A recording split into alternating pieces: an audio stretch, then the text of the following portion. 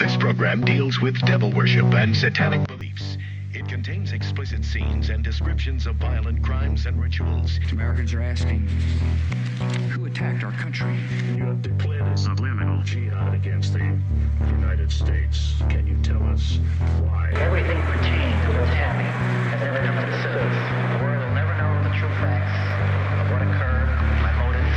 And night fell on a different world. And Iblis is thinking, I should be getting this position, not Adam, and this guy is created from dirt. And how does the army feel about you being head of the Temple of Set? And the conspiracy theorists can say what they will, but I want you to give me power over Adam, and I want you to give me soldiers and minions and all of these things. The people have so much to gain and have such a material motive for putting me in a position I'm in. We'll never let the true facts come aboard to the world. And I want you to be able to give me the ability to whisper into the hearts of mankind. And who was the grotto leader? Don't remember his name. You don't remember the name of a person who involved you in murder? Now these people are in very high positions, Jack. Yes.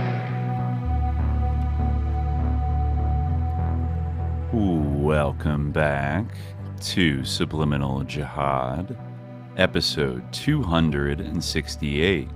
I'm your co-host, Dimitri. I'm Khalid. And today, we're finally back after a few months with another installment of the Grotto Truth Q&A series. Yeah, has been a while since we've done this. Right. Yeah. I feel like we've done a little more call-in action in between, so haven't been totally neglecting the Grotto here. But we thought it would be good today to get back to the original database of Grotto it's an questions. SJ staple. Mm-hmm. And that's we felt that it was in the spirit of something we're planning in a couple of days on Thursday the 2nd. That's right. We're gonna on, and spooky season is on, and we will be taking the opportunity to celebrate SJ's 5-year anniversary, something that we've been meaning to do for a while. I don't know how well this quite matches up with the actual 5-year anniversary, but we're gonna celebrate. So we're gonna be doing something similar, kind of a live thing with some call-ins. With some call-ins on this channel then. So it will be a special experience. We're gonna have some special guests, some fellow old heads that probably a lot of you are familiar with from their own podcasts and posting careers. Some of our favorite comrades in the Noited Struggle are going to be joining us, I think in succession for a long public broadcast on Thursday, probably starting hopefully about noon Pacific time, I think. Somewhere around there. I think so. Yeah. But we've already got an exciting lineup so far, and I think we might add a couple more names to it. So stay tuned to our socials to find more info out about that. Yes, but for now, let's get into these Grotto questions. Making our way through. Yeah, this is something that is a feature of the podcast from the very beginning. It wasn't too long until we did this first Grotto Q&A. When I was searching for this, in our work flowy, I came upon the first little tab we made for a Discord Q&A. But it wasn't dated. It's been a while since we've been doing these, and we take so long to answer each question that we're significantly behind. And the questions are not recent. But we often find that answering the old questions is interesting, and seeing how because sometimes if they do have a topical dimension, it's interesting how that issue has evolved in the 3 years or so since. We're gonna be answering some questions from 2022. I think we curated them. We haven't gone strictly in order, so apologies to anyone who we skipped. We will get to you, but we wanted to, since it is spooky season.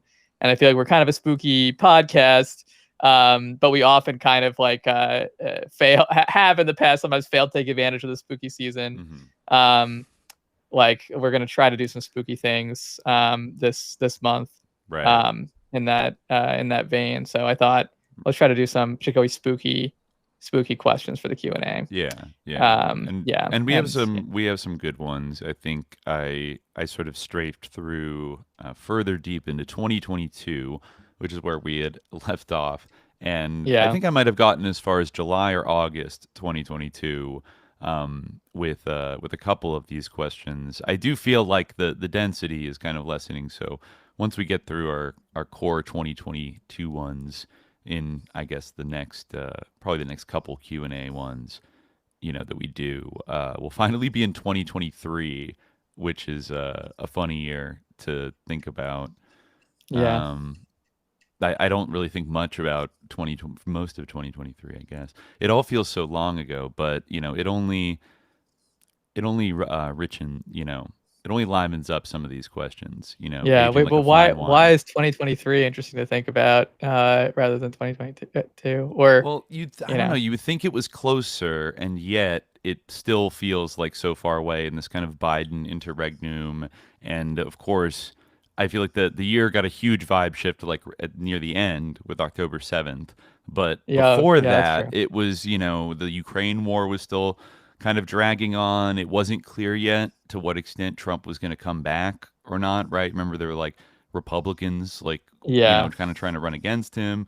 And that's interesting. Yeah, that's weird to remember. Yeah, I remember thinking like, oh, maybe they won't, elect Trump in the primary. Like maybe there will be some kind of like weird curveball. I remember Alex Jones like kind of endorsing Ron DeSantis stuff. And most of the year, I think up through the midterms of 2022, there had been speculation that Biden wouldn't make it maybe to 2024. But then after the smashing success in those midterms, most of 2023 was like, oh, nope, he's running. Like Crazy Joe did it again. They gave him the State of the Union juice and everything. And yeah. So, we'll get there soon enough. But today we've curated some very good spooky queries from the Grotto Discord server.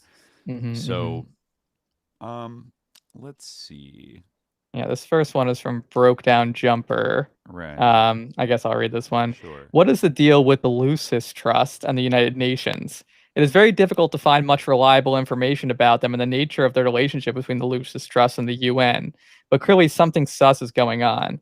Founded by Alice Bailey and her husband, Freemasons, of course. Was Alice Bailey a Freemason? She was a Theosophist. Yeah, I wasn't sure that she was a Freemason. Maybe she like moved through Freemasonry at some point that I'm not familiar with. But yeah, she was definitely a big Theosophist. Like, yeah. Like I don't know, like how, like again, like theosophical thought. Well, anyway, we'll talk about it a little bit. The trust was originally called Lucifer Publishing. I have not personally read Bailey's writings, but I know she's part of the greater Blavatsky milieu. That's a good way to describe her, definitely.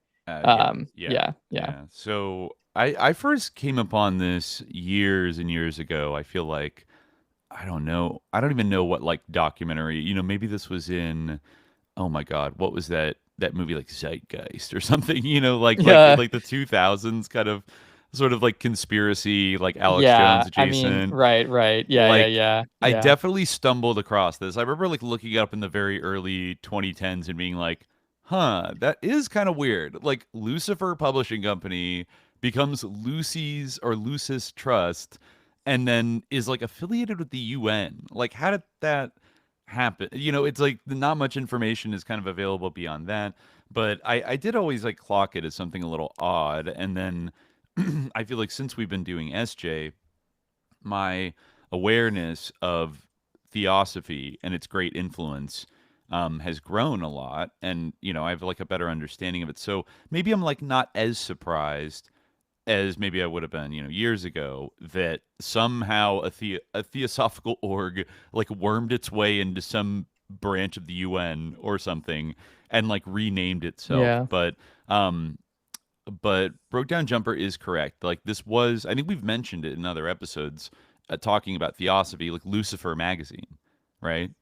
Like, wasn't that basically like the leading theosophical magazine back in the 1920s? Yeah, it was. I don't know if it was the leading, but it was the journal that Blavatsky published. So I assume, I don't know if it was by the time. Yeah. Maybe I have to catch myself because like the Wikipedia blurb about Lucis Trust says that it was created in 1922, and it was it was like a publishing company, so it might have been inspired by the name of Lucifer magazine, but wasn't like literally Lucifer magazine. No, it was originally Lucis Trust. It was originally called the Lucifer Publishing Company. Lucifer magazine was a separate thing, and that's why, I'm not sure if Lucifer magazine actually was still in circulation, because Alice Bailey came a little bit later. Right. I think that like Blavatsky probably like died when Alice Bailey was she died in 1891,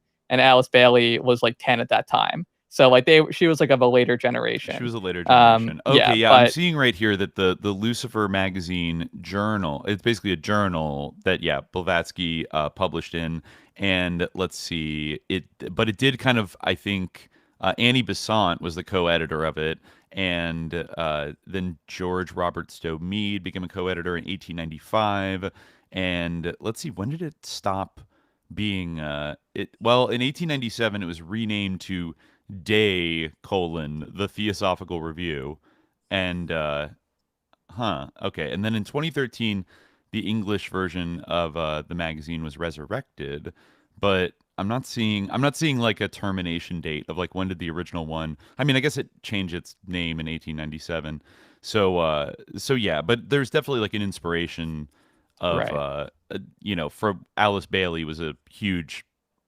theosophist, and obviously was like huge very much to Madame Blavatsky's writings, and she read the Ageless Wisdom, so I guess it's really from her kind of maybe more direct influence that we should look to see like how did this end up in the UN.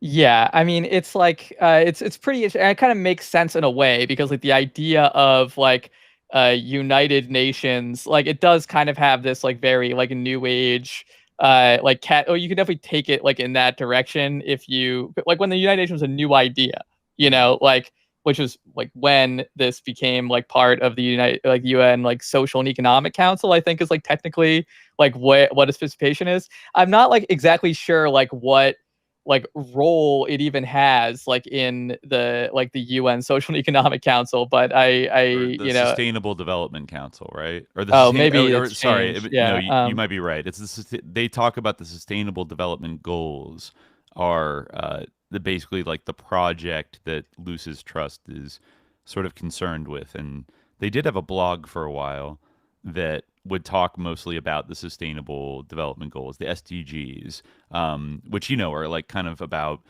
sustainable development, combating climate change, ocean preservation, etc., connected to let's see. The World Goodwill, which is part of the Lucis Trust, is on the roster of the United Nations Economic and Social Council, ECOSOC. World Goodwill is an approved non-governmental organization, or NGO, with the UN's Department of Public Information. It is dedicated to solving the world's problems through a new perception of humanity as a unit of divine life within an ordered and purposive universe. It is based on the New Age idea that man is divine, which is actually Satan's ancient lie to Eve, ye shall be as gods. Okay, I realize I'm reading this from like Way of Life Bible College, but I believe that everything, up to that point, we can take to be, I think that actually is true. I'm sure that comes from, you probably find verification on Wikipedia as well. But anyway, but yeah, like, so I'm not even like, but what is unclear to me is like, what, if any, like, power or like, real role that gives them other than like some kind of like affiliation. But yeah, I mean, they talk like, they have like a website still operates, and they explain like their evolution. It was established by Allison Foster Bailey as a vehicle to foster recognition of the universal spiritual principles at the heart of all work to build right relations. The trust was incorporated in the state of New Jersey, USA on April 5th, 1922. A separate limited company, Lucis Trust Limited, was established as an educational charity and incorporated in the United Kingdom in 1935. And in 1951, Lucis Trust was established as a legal entity in Switzerland with an office in Geneva. A publishing company, initially named Lucifer Publishing Company, was established by Allison Foster Bailey in the state of New Jersey, USA in May 1922 to publish the book Initiation, Human, and Solar. The ancient myth of Lucifer refers to the angel who brought light to the world, and it is assumed that this name was applied to the publishing company in honor of a journal which had been edited for a number of years by the Theosophical founder, H.P. Blavatsky. It soon became clear to the Baileys, that some Christian groups have traditionally mistaken Lucifer with Satan. And it's pretty funny that like that became clear later on. Like, oh, what? Like that name has a negative connotation to certain Christians traditionally. And for this reason, the company's name was changed in 1924 to Lucis Publishing Company. The Arcane School started in 1923. World Goodwill was established in 1932, and Triangles in 1937. Over the years, headquarters offices in New York, London, and Geneva have moved locations a number of times. New York office is located in a building overlooking the United Nations. In London, the office is close to Trafalgar Square and one of the city's most architecturally distinctive buildings, Whitehall Court. And after many years in a building close to the United Nations, Geneva headquarters is now located on Rue Stand in the business district close to the lake. I feel like I remember reading that like it was in 666 United Nations Plaza, but I don't know if that's true. I could see sure. I could see maybe that being true, because again, like they kind of like it's not like they're not saying that they're evil. They like reinterpret the meaning of like these symbols, from the full Lucifer branding. Of course, it's like, well, but still. But I found a little more information on Alice Bailey's Wikipedia about Lucis Trust, about the triangles, and it says that she founded the Arcane School, World Goodwill, Triangles, a quarterly magazine called The Beacon, and a publishing company. The Arcane School gives instruction and guidance in meditation via correspondence based on the ideas in Bailey's books. World Goodwill is intended to promote better human relations through goodwill, which they define as, quote, love in action. That action included the support of the United Nations. The, quote, triangles are groups of 3 people who agree to link up in thought each day and to meditate on right human relations, visualizing light and love pouring into human minds and hearts, followed by the use of the great invocation. Wow. It is not necessary for each person to link in thought at the same time each day, and it only takes a few moments of time. Allison Foster Bailey founded Lucifer Publishing Company, etc., and she continued this work up to her death in 1949. Okay, so it's kind of meditation, like this triangular group meditation thing. I also did notice right below that, under Alice Bailey, main ideas, the 7 rays of energy. No.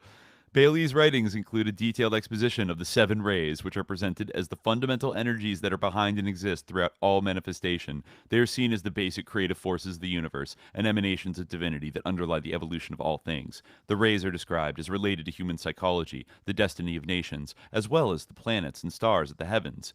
The concept of the 7 rays can be found in theosophical works and the speeches of General Michael Flynn. No. Yeah. But okay. So she was a big 7 ray head. I mean, that's like an even older like occult idea. In fact, like the whole idea of like the rainbow is having like 7 colors in it.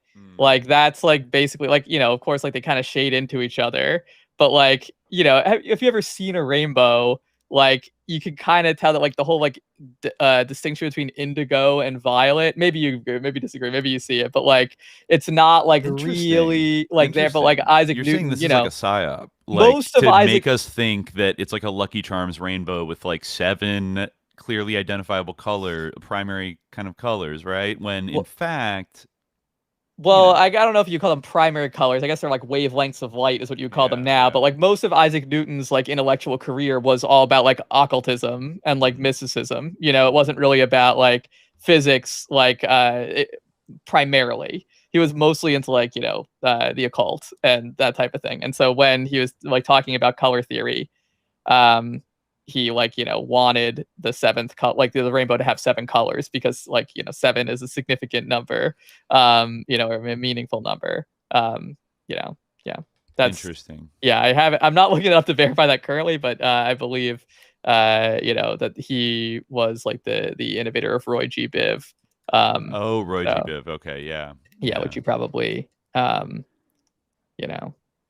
think in the Renaissance, several artists tried to establish a sequence of up to 7 primary colors from which all other colors could be mixed. In line with this artistic tradition, Sir Isaac Newton divided his color circle, which he constructed to explain additive color mixing, into 7 colors. Interesting. Right. Originally, he used only 5 colors, but later he added orange and indigo to match the number of musical notes in the major scale. What that is emitting is the occult significance of 7. And I believe that, having read Good that point. fact, yeah.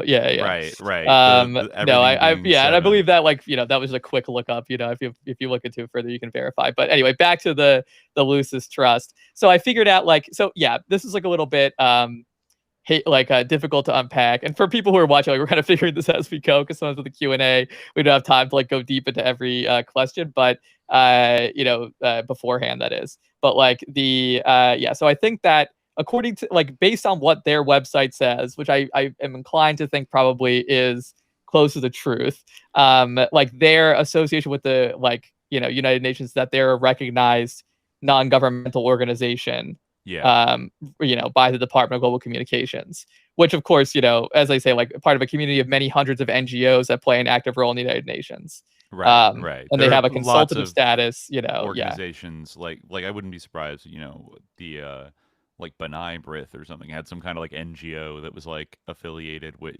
various kind of groups that have, this one just has a particularly, new agey kind of orientation to it, but there are, this is it's a little different than kind of being a department of the United Nations or something. Yes, like exactly. That, it's not an exactly. affiliate thing, basically. Yeah. It's yes. They do things like pray the Great Invocation after 9/11 as part of a network of light meditations for peace. That's what the Findhorn Foundation did.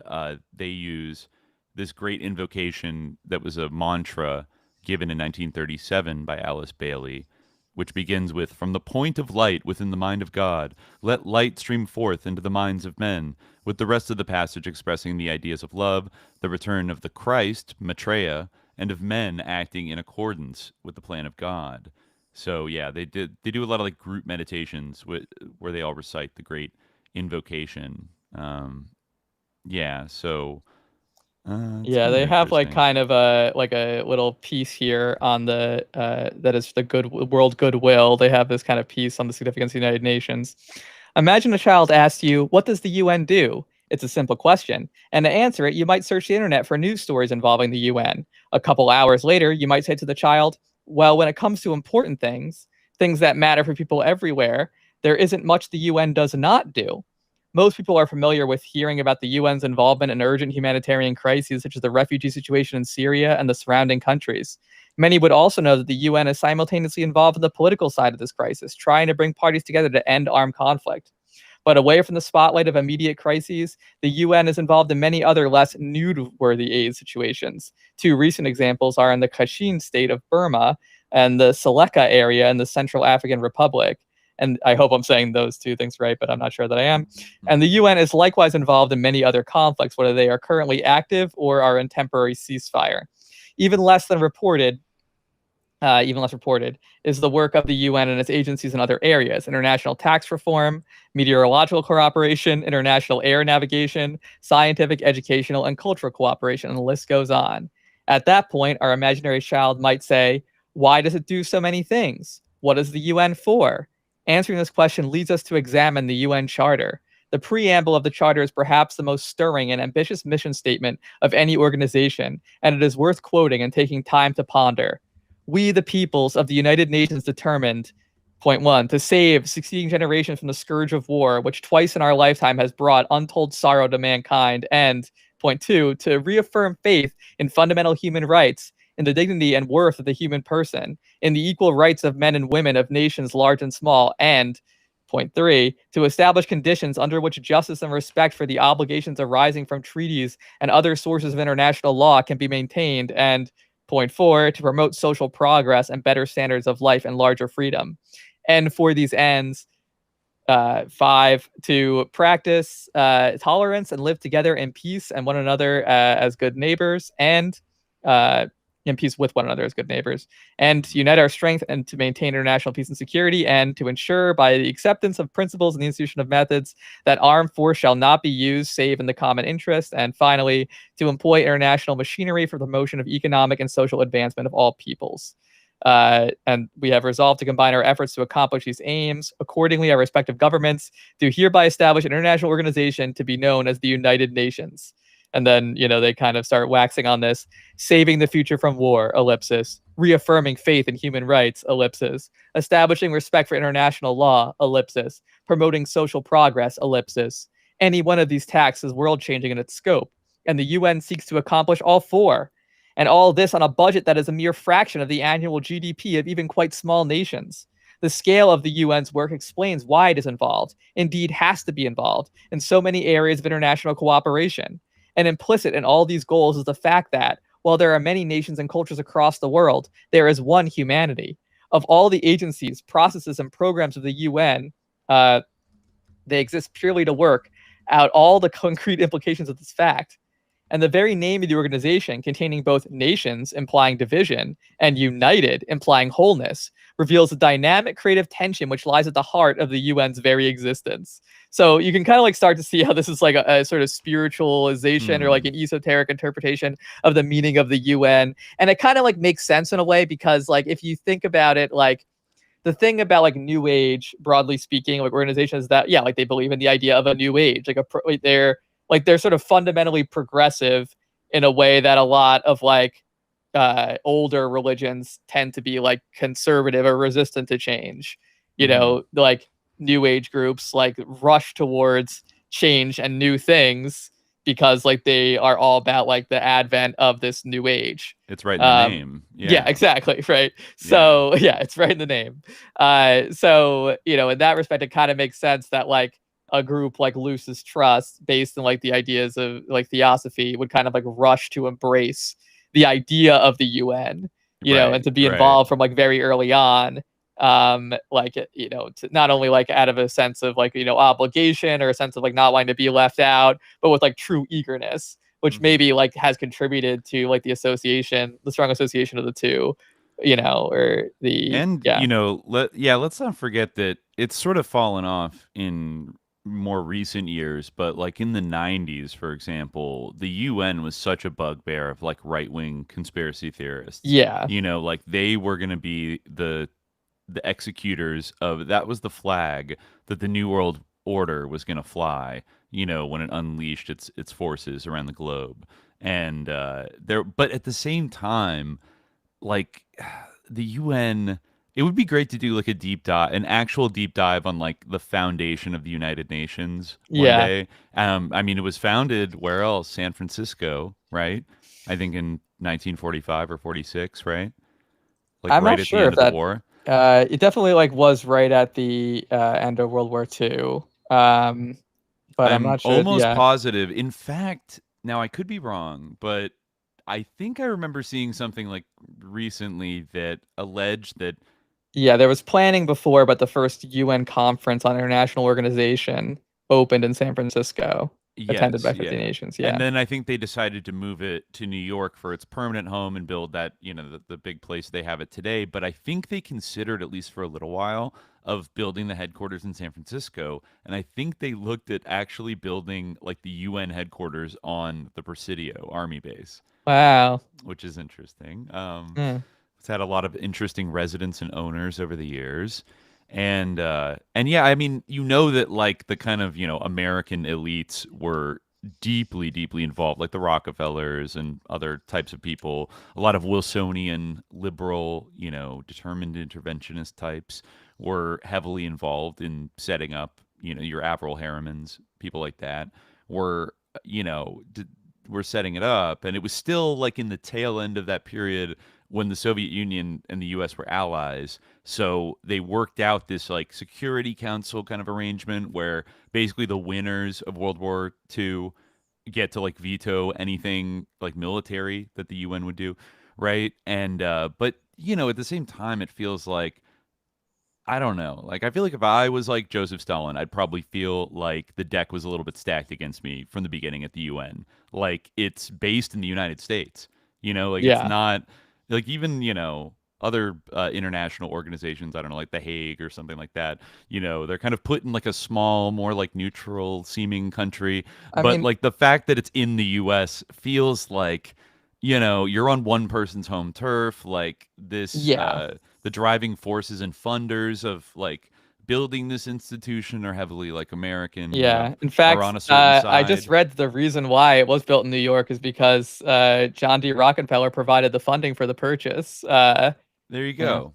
I mean, but the man who bought the land that it's built on is a Rockefeller, so yeah. like I always felt like they were going to be a little bit, maybe a little I bit mean, and biased towards the global south and towards as the we socialists. as we talked about, like in the land belongs to whom it belongs, like the whole, like the League of Nations and like that, like whole, it was all Woodrow Wilson's brainchild. The United Right. Nations kind of a development of that. League of Nations kind of like failed, obviously. Hmm. Not that the UN has succeeded at its the goals that we just read in that charter particularly well. But it the League of Nations disintegrated. But yeah, so it's like really kind of like a US project ultimately. So It is. And I think it also, because it does, include representatives from all around the world, like it's inevitably not always going to, like anti-American sentiments are going to be, aired at these like, General Assembly meetings. And, there are going to be resolutions passed often, like there have been against Israel, for many years that always get vetoed by the US. But it seems almost like a place that you can kind of, like a containment institution to contain like the utopian hopes of like people towards like a better world where there's no more conflict and everybody can mediate everything. Like, I think people are, I think for somewhat understandably, like, they're reluctant to, kind of be like, ah, fuck the UN, like get rid of it, because it's like as flawed and ineffectual as it is, it's kind of at this point the only thing representing like a truly like universalist project of like the nations like peacefully working out their differences and cooperating towards a better world. And with the exception of maybe like some of the climate stuff that uh, was pursued in like the 2010s. But even that, I'm not sure. A lot of that was like multilateral treaties, right? Like the Paris Climate Accords. They weren't necessarily done like within the UN or something like that.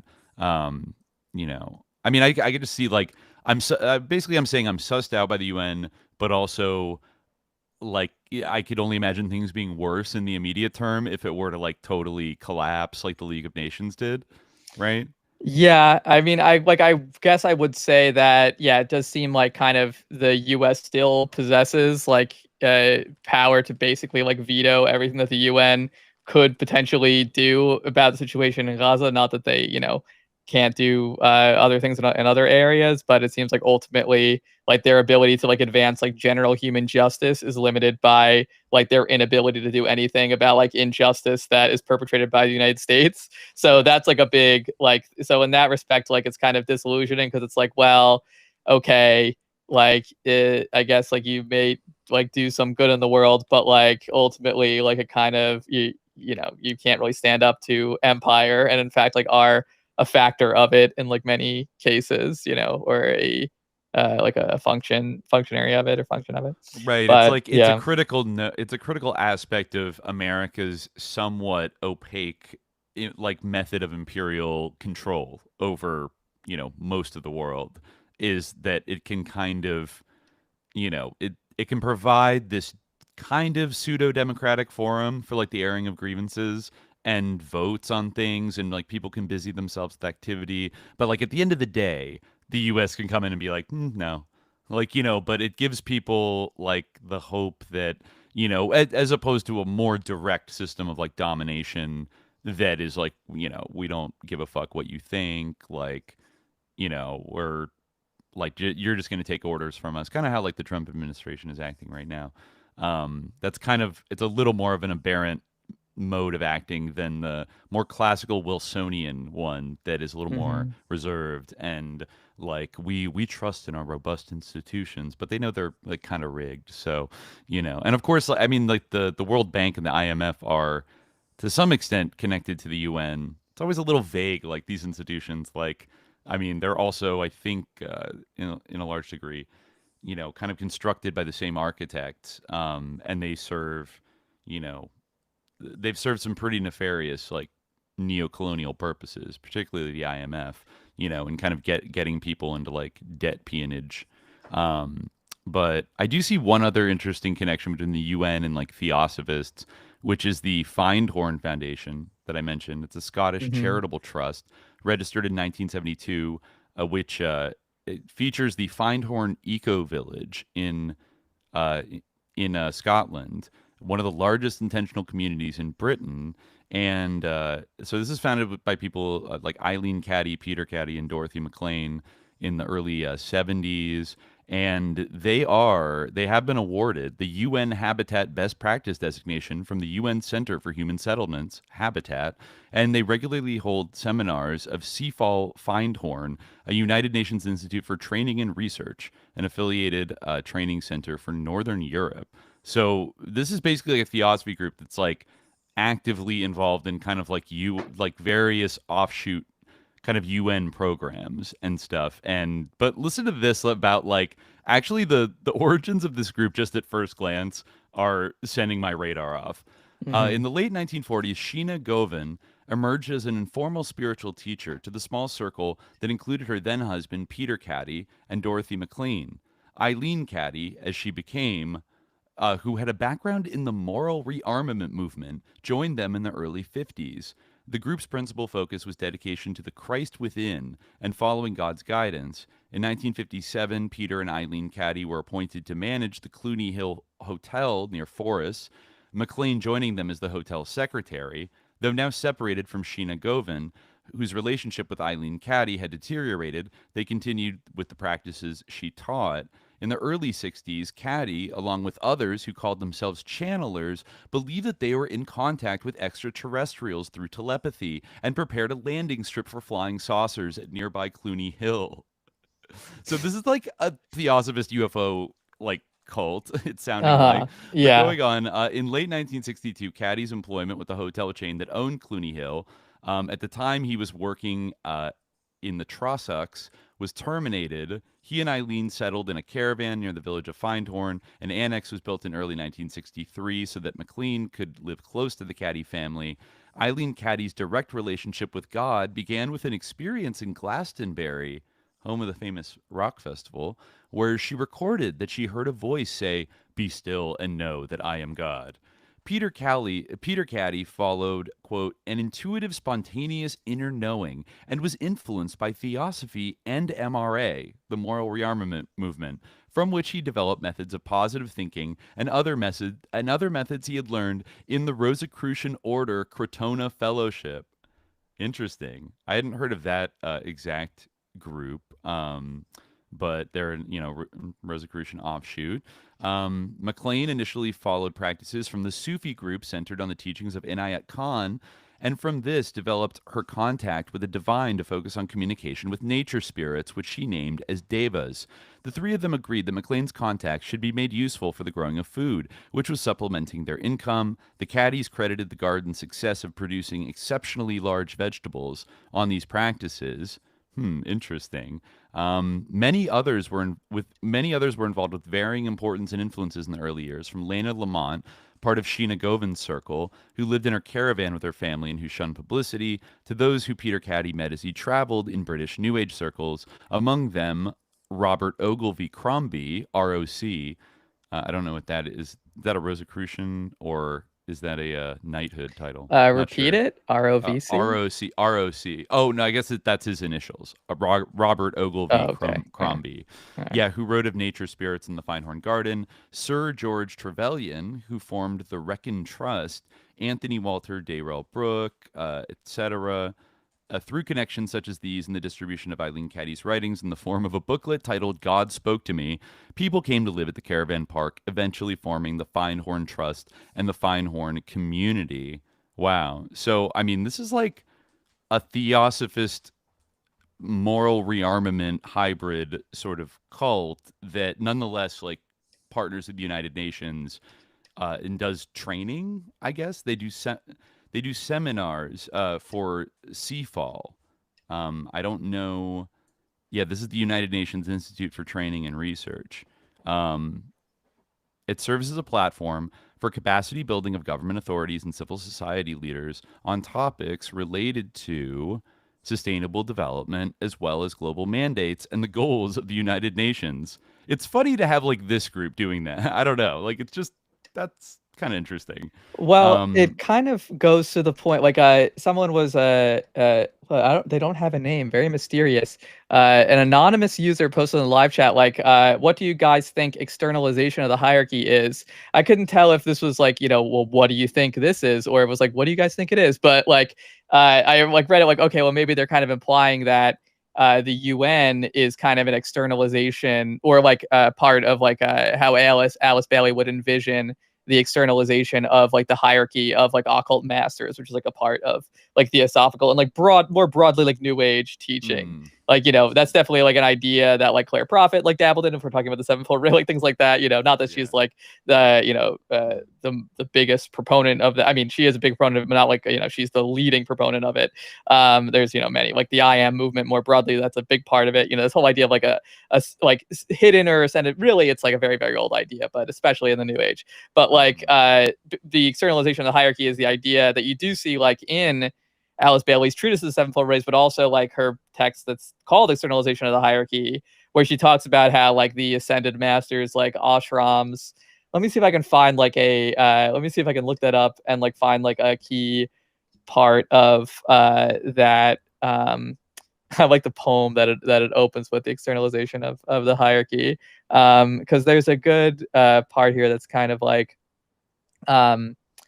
yeah, like I mean, this might be a good example, because I think that like if what that anonymous person is implying is that I don't even know if it was supposed to be like a rhetorical question, but like either way, like if we consider the idea that like the United Nations could play a role, it could be conceived as something that would play a role in the externalization of the hierarchy. I think that actually is exactly right. Like, does it actually like have like a significant occult dimension? Like, that's like to be, I guess, like, that's like maybe, or we can leave that aside for now, but like certainly in the minds of like the loosest trust people, like absolutely, definitely. Like, so this is like from their text, the externalization of the hierarchy.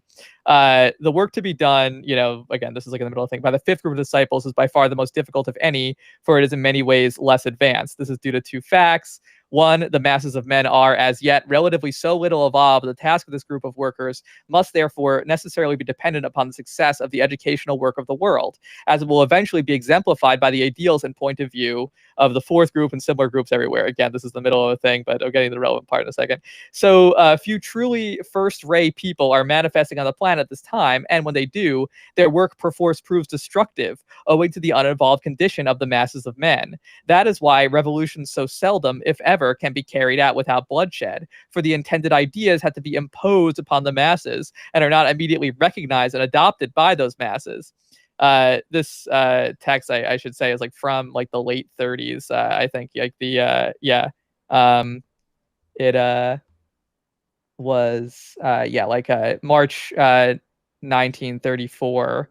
It opens with kind of an address in March 1934. Okay. But anyway, yeah, like the masses of men are, as yet. I think that maybe parts of it were written later, though.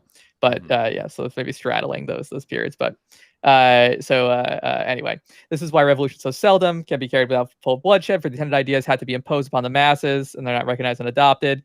Let it not be forgotten, the objective of all true governmental control is right synthesis, leading to right national and interior group activity.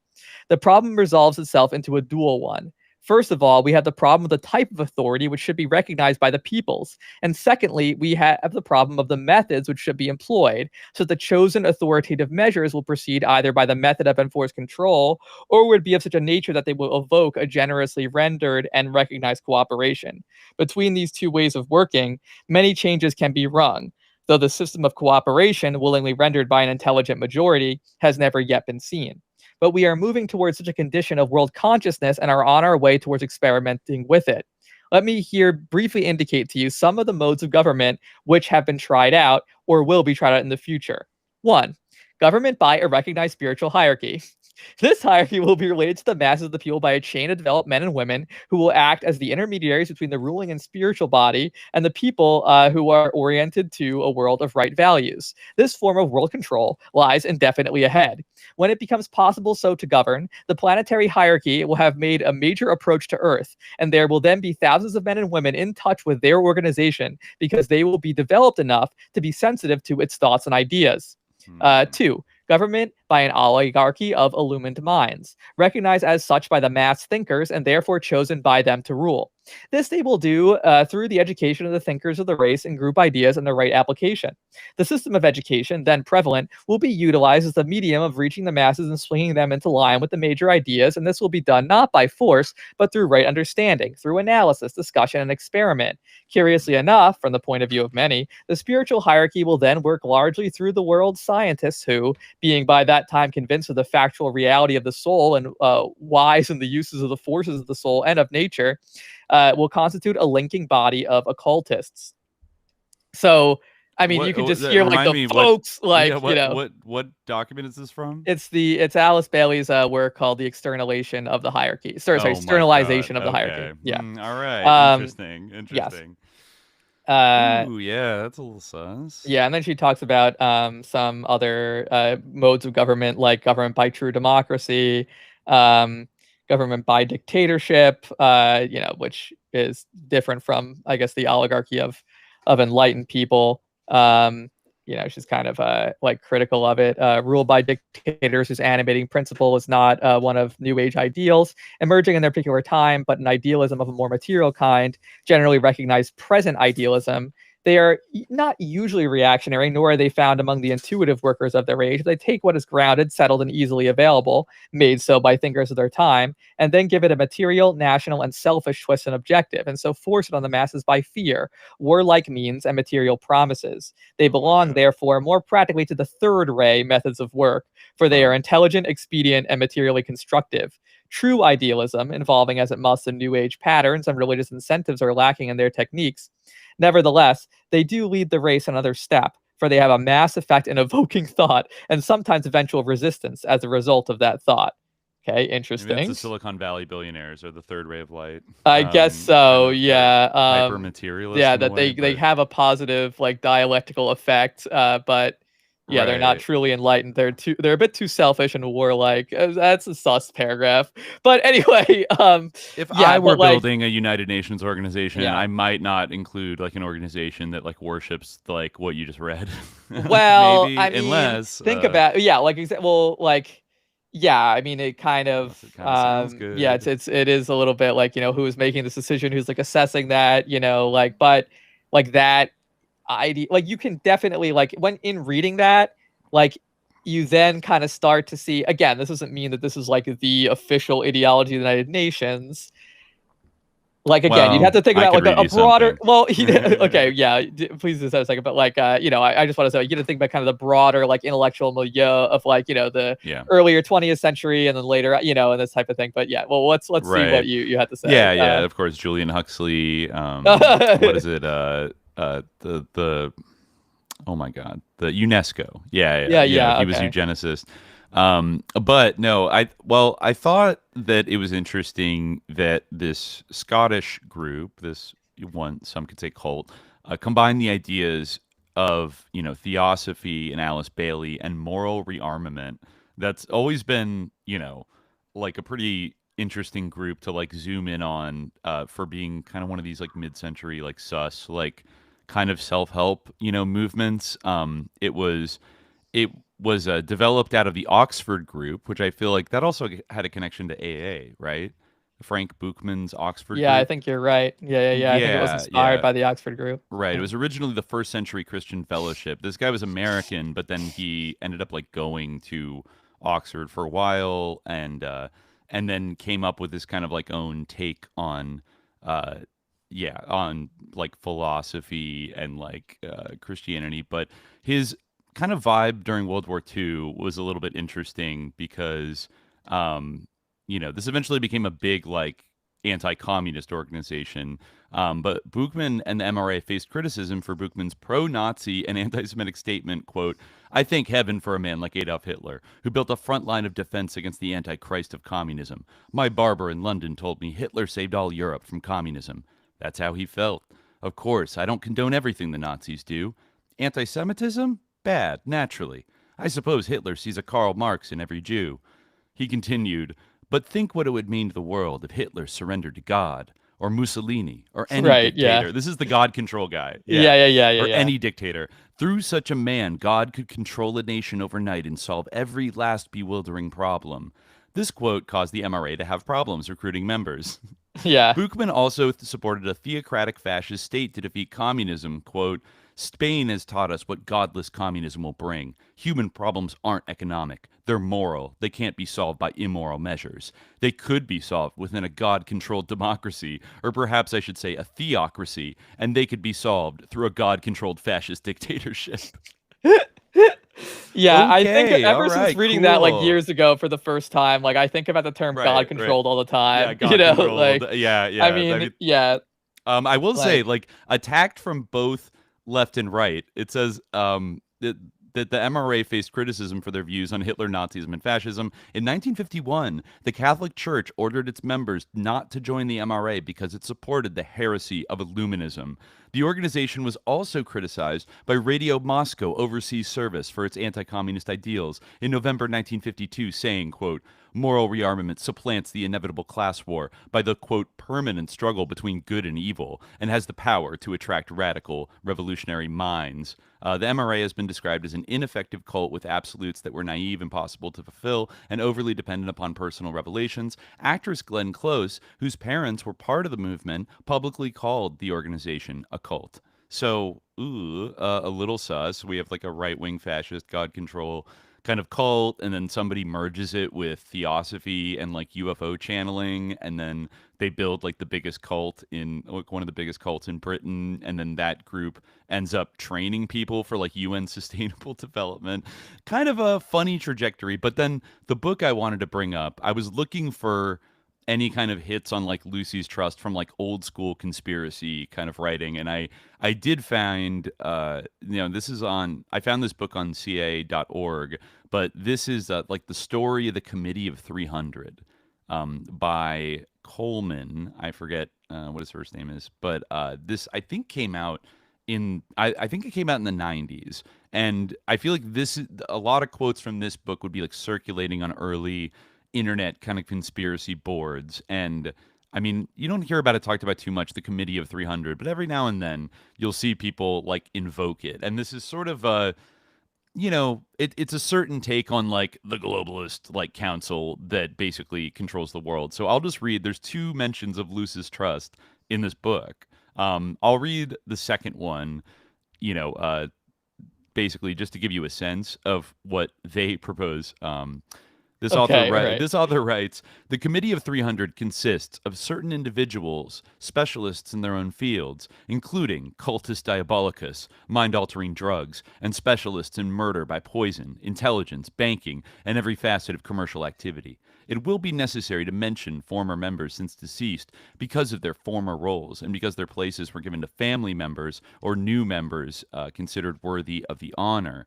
Included in the membership of the Committee of 300 are the old families of the European black nobility, the American Eastern liberal establishment, in Freemason hierarchy and the Order of Skull and Bones, we mean, the High Wasp Yankees, the Illuminati, or as it is known by the committee, quote, all caps, Mariah Conquering Wind, the Mumma Group, the National and World Council of Churches, the Circle of Initiates, the Nine Unknown Men, Luce's Trust, Jesuit Liberation Theologists, the Order of the Elders of Zion, the Nazi, it's called NASI Princes. No, this is kind of a crazy book.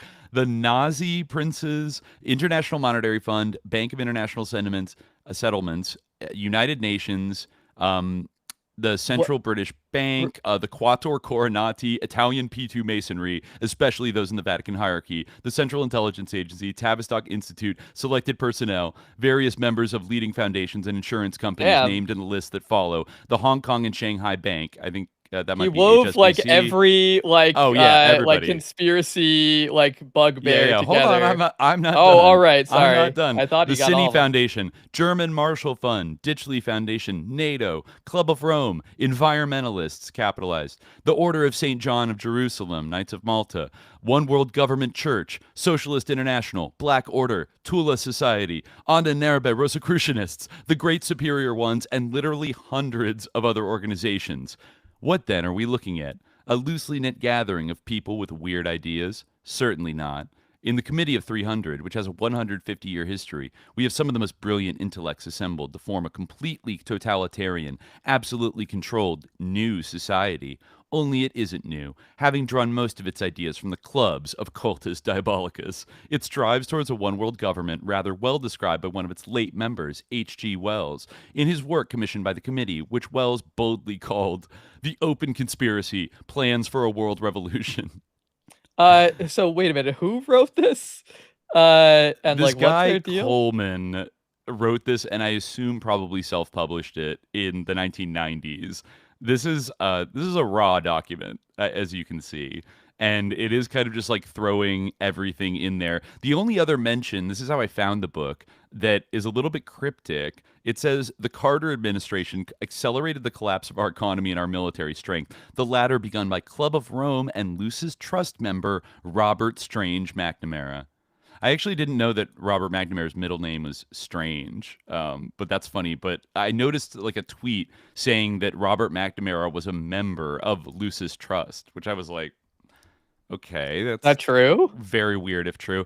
I can't find any other like hard evidence except for like this book, which honestly I'm taking with a grain of salt. Yeah, I would not assume that is true. Yeah, though, Robert Strange McNamara was, the president of Ford Motor Company and was like one of these like technocratic whiz kid guys that, got us into the Vietnam War and, is definitely like an elite, like moving around, kind of like this technocratic elite kind of guy. There's a documentary made about him where he's caught in the fog of war and it's so funny. And oh, you know what? I think I may have found something. These are okay. Let's see. This is an earlier report from 1968. This might be like the kernel of. Maybe this isn't the kernel of truth, but this might be like an earlier version of the idea. Mm-hmm. This is by Edith Kermit Roosevelt. Oh. Yeah, wait, former First Lady of the United Kermit States. Roosevelt? I believe so. Maybe. Oh no, it's it can't Kermit be. Roosevelt. This is from The Wanderer, published in 1968. So okay. It can't be that Edith Kermit Roosevelt. Maybe it was a different one. Well, I don't know. Roosevelt was an intelligence officer, and if I recall correctly, he was the grandson of Teddy Roosevelt. Well, this is Edith Kermit Roosevelt, so it certainly isn't the former First woman. Lady. Well, you know how these guys, these Dutch people are. They probably gave him a girl name, because it's no. It's probably. Well, I don't know. I think Kermit's name is not Edith. It is interesting that this is very interesting. I just found this like in. Again, it's like published in like the hearings, reports, and prints of the House Committee on Ways and Means. But I'm not sure if that's actually the correct title because I'm seeing it on Google Books here. But it may be. But anyway, so this is from The Wanderer. Any serious student of the politics sooner or later stumbles upon the existence of a goofy network. These are the secular cults which attract bored socialites and cash register types in search of a common humanity. As semi-secretive networks, they serve in addition as convenient covers for activities by international cartels and worldwide intelligence services.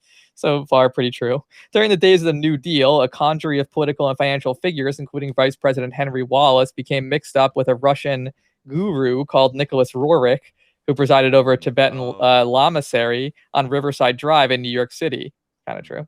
Wallace sent his guru to Asia to examine grass seed under a grant from the Department of Agriculture. In his book entitled The Coming of the New Deal, Arthur M. Schlesinger Jr. wrote that Wallace even included Treasury Secretary Henry M. Morgenthau to place the symbol of the cult on the U.S. dollar bill. This is the all-seeing eye above a truncated pyramid. Yeah, I'm not sure if like that was yeah, I mean, well, actually, I think that basically, yeah, it was Wallace who, yeah, so it's kind of true. We see the same symbolism today in the architectural plan for the Temple of Understanding, the spiritual United Nations that is being structured on the banks of the Potomac River in Washington, D.C.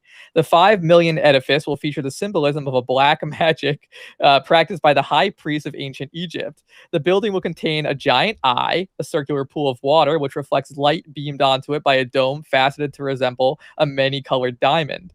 The Temple movement, which has offices in the nation's capital, embraces esoteric activities in India, Great Britain, Holland, Belgium, Israel, the United Arab Republic, Poland, Union of South Africa, Ghana, and other countries. Cooperating groups include Lucis Trust, a tax-exempt nonprofit corporation which operates the Arcane School, World Goodwill, and Triangles, with offices in the United States at it says 866 UN Plaza, not 666 here. So close. New York City. These groups regularly hold full moon meditation meetings to promote the New World religion at the Carnegie Endowment for International Peace. Here, groups of, quote, New World servers are instructed to reform triangles, groups of 3, consisting of a network of light and goodwill covering the entire planet. The arcane or hidden mysteries of the temple also include planned political mysteries. Recently, the Donner Foundation gave the nonprofit Temple of Understanding a $15,000 grant. At the same time, the Donner Foundation gave the American Foreign Service Association $33,000 at the suggestion of Joseph E. Johnson, president of the Carnegie Endowment, who is known as the MC of the Eastern Establishment.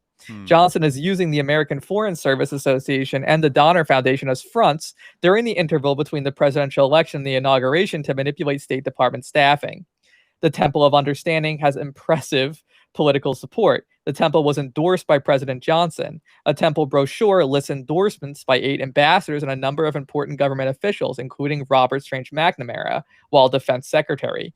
The brochure also lists an endorsement by Reuben S. Nathan while he was policy director of Radio Free Europe, which has CIA links, before he went to Vietnam for psychological warfare operations. Wait, who did that before they went to psychological warfare? Reuben S. Nathan, Dr. Reuben S. Nathan. Huh, okay. I hadn't heard of him before.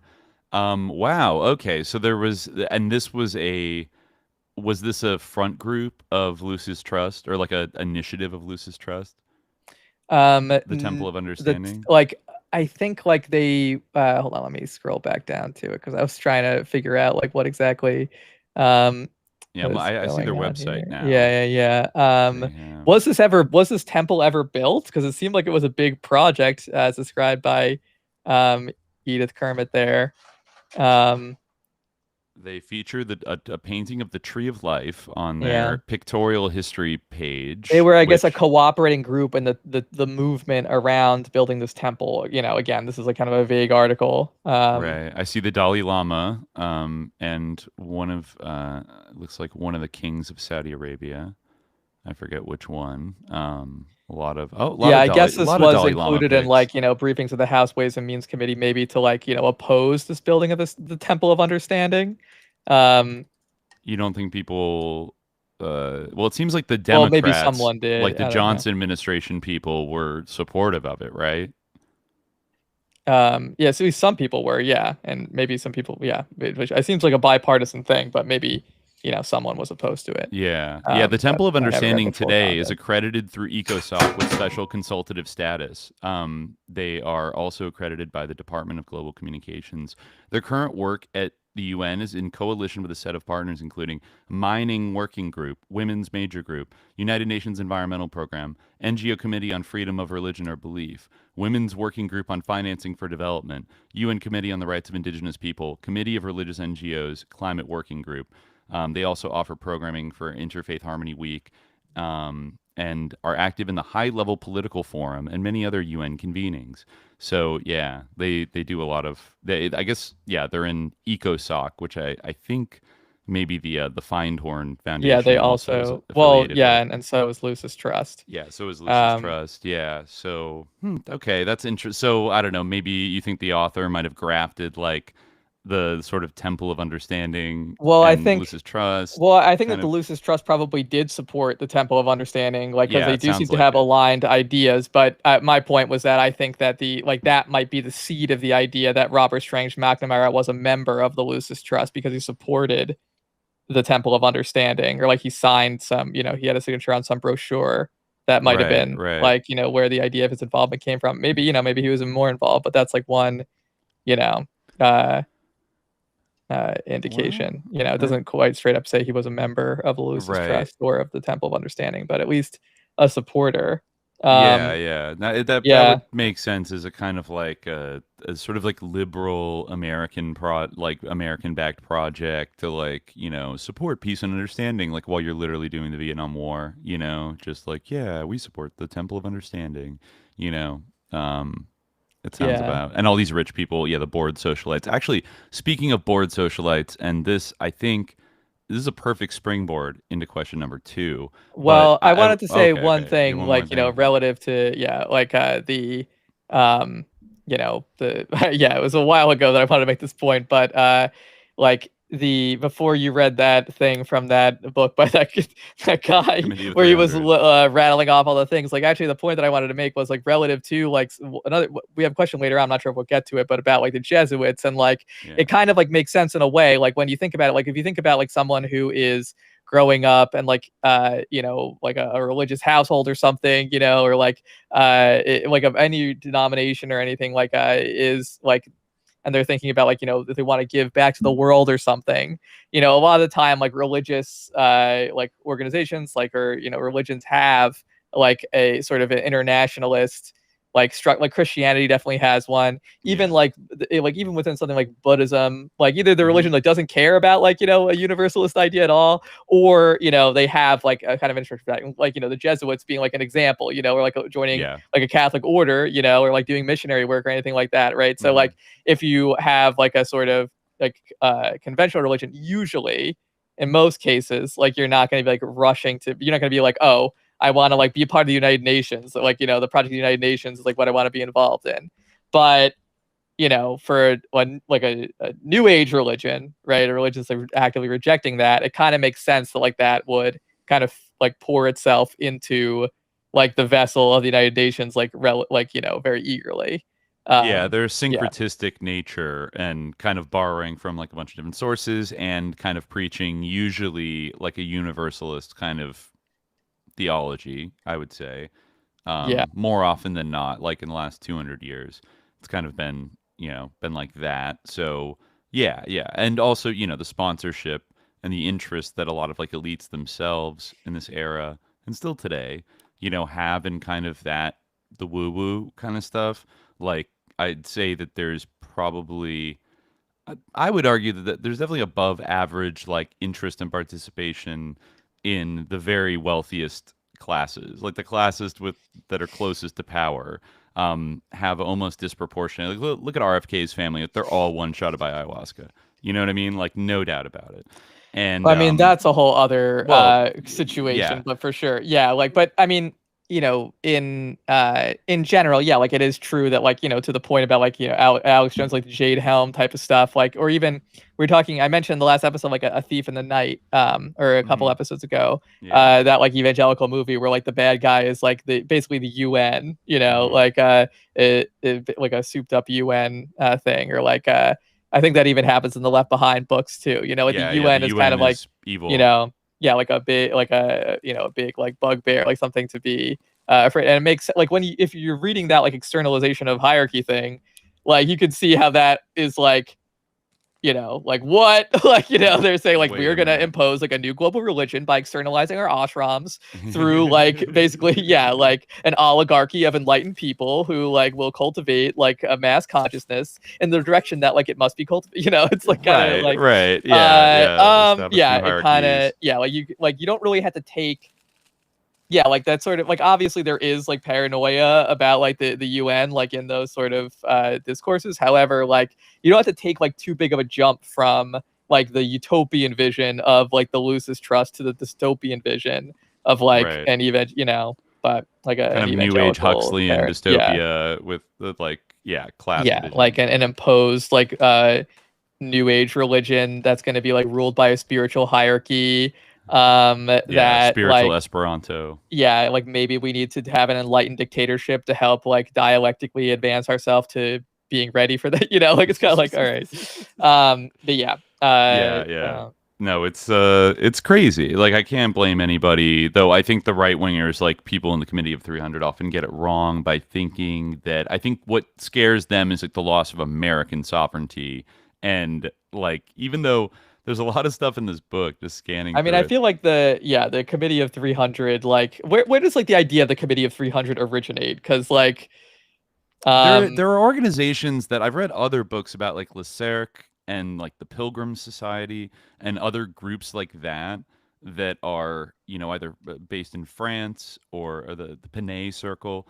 There are groups like that, you know, or Bilderberg for that matter, that are like super powerful exclusive groups of like people that get together and kind of like coordinate, that have, you know, Right. like top spy people, industrialists, like European nobility. Like, there's a grain of truth that like these people do congregate in these big kind of you know, settings and do stuff like that. And maybe the Committee of 300 is like riffing off of that and presenting this sort of like just vast overarching, like everybody's kind of in on it. It's definitely the assertion of this book that like anti-communism is sus, but also like communism is fake and like created by the Committee of 300 to be like a false enemy, that like they're being used as pawns by the 300 folks, you know, and like they're going to be dispensed with, but actually like the real threat is they're going to take away American sovereignty. But then he says at one point, like, we need to get rid of this Trojan horse and like clean up our own house before we have any chance of going out and like defeating communism, which is like, okay, you still want to destroy communism so bad, you know, like, even though you realize that these elites are all psyoping you. So it's like got that confused kind of POV. But I did stumble upon something, you know, when you mentioned like, you know, bored wealthy socialites and other under this section about the coordinating institutions that like run our lives in the West. He gives like a long list. There is some mentions of the UN, but then I just happened to land on this one, and this is the one that'll springboard perfectly into question number 2. He lists the Center for the Study of Democratic Institutions in Santa Barbara, California. He says, this is a small blurb, founder Robert Hutchins of the Committee of 300, Harry Ashmore, Frank Kelly, and a large group of, quote, fellows. Purpose, to spread ideas that will bring on social reforms of the liberal kind with democracy as an ideology. One of its activities is to draft a new constitution for the U.S., which will be strongly monarchical and socialistic, as found in Denmark. The center is in, quote, Olympian stronghold. Located in Santa Barbara, it is housed in what is affectionately called the Parthenon. Former Representative John Rarick called it, quote, an outfit loaded with communists. Well, you know, it's like famously funded by the Ford Foundation, etc. By 1973, work on a new U.S. Constitution was in its 35th draft, which proposes an amendment guaranteeing, quote, environmental rights. No. The thrust of which is to reduce the industrial base of the U.S. to a mere whisper of what it was in 1969. In other words, this institution is carrying out Club of Rome, zero growth, post-industrial policies laid down by the Committee of 300. Some of its other aims are control of economic cycles, welfare, regulation of business and national public works, control of pollution.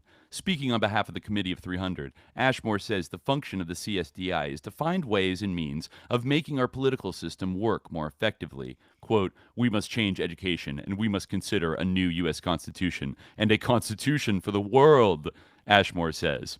No, his further goals articulated by Ashmore are 1. Membership of the UN must be made universal. 2. UN must be strengthened. 3. Southeast Asia must be neutralized.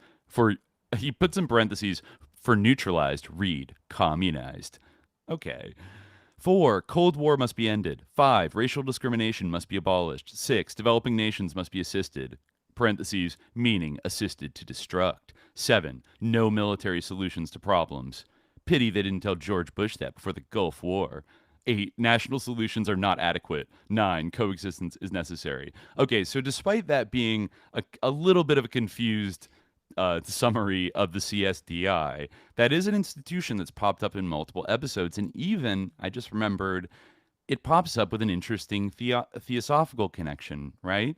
Because one of the professors at UCSB that was like a fellow at CSDI for years and was like a big wig in all its programs was one of the early coiners of the word parapolitics, Dr. Raghavan Iyer, right? Oh, yeah.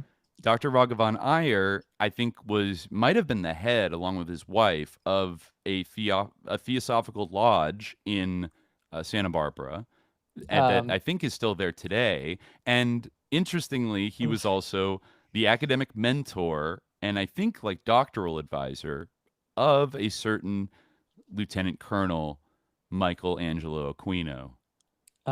Yes. Before we move completely on, as far as I can tell, the idea of the Committee of 300, just, for the record, doesn't seem like it originates in any group that was ever like called that or any like thing. It just seems like at one point in the early 20th century, like a German politician, Walther Rathenau, like made some remark that like 300 men like control the destiny of Europe and they all know each other. And then like which, from like, there, people like ran with it. True. Yeah. Which, like it definitely speaking could be true. Yeah, like it's also kind of like an abstract idea, which is like, like there are like, people who are more powerful than others and like they often interact with one another and they often coordinate, and this like, is just class, class obviously there are other functioning factors in determining what happens in the world. However, like, there are people who are disproportionately powerful and they often like have relationships like, on a class basis.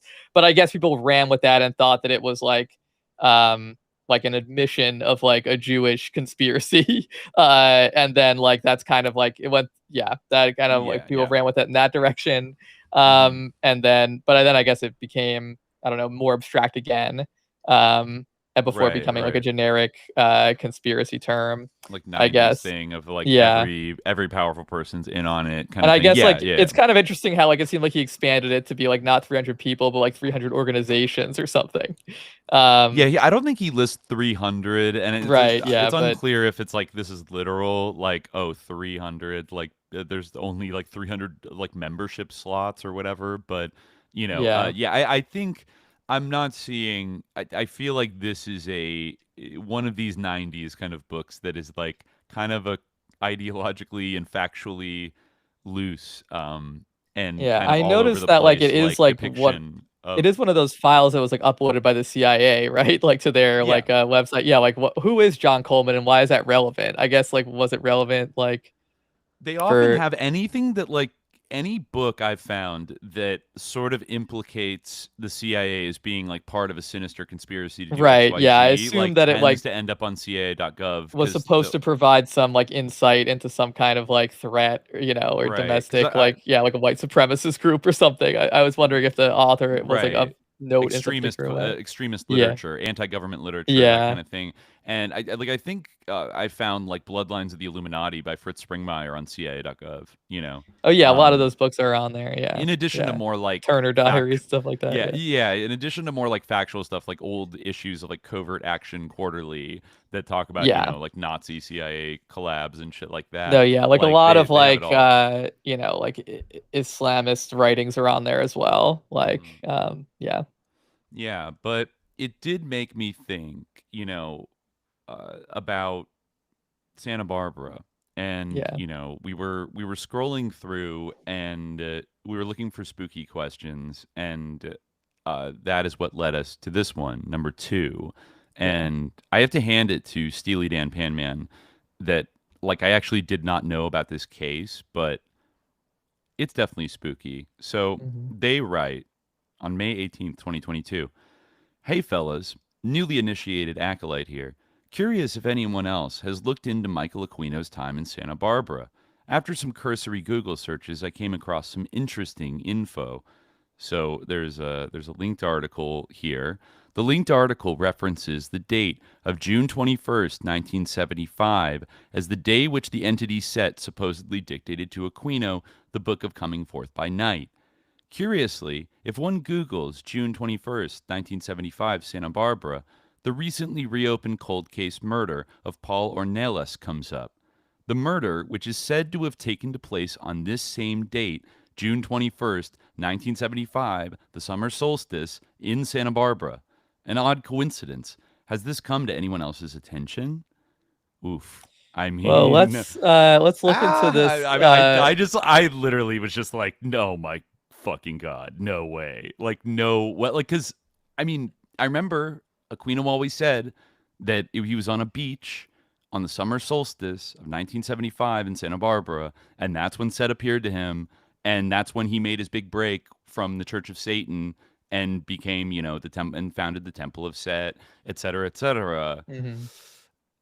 And there was a notorious unsolved murder in the same city on the same solstice night.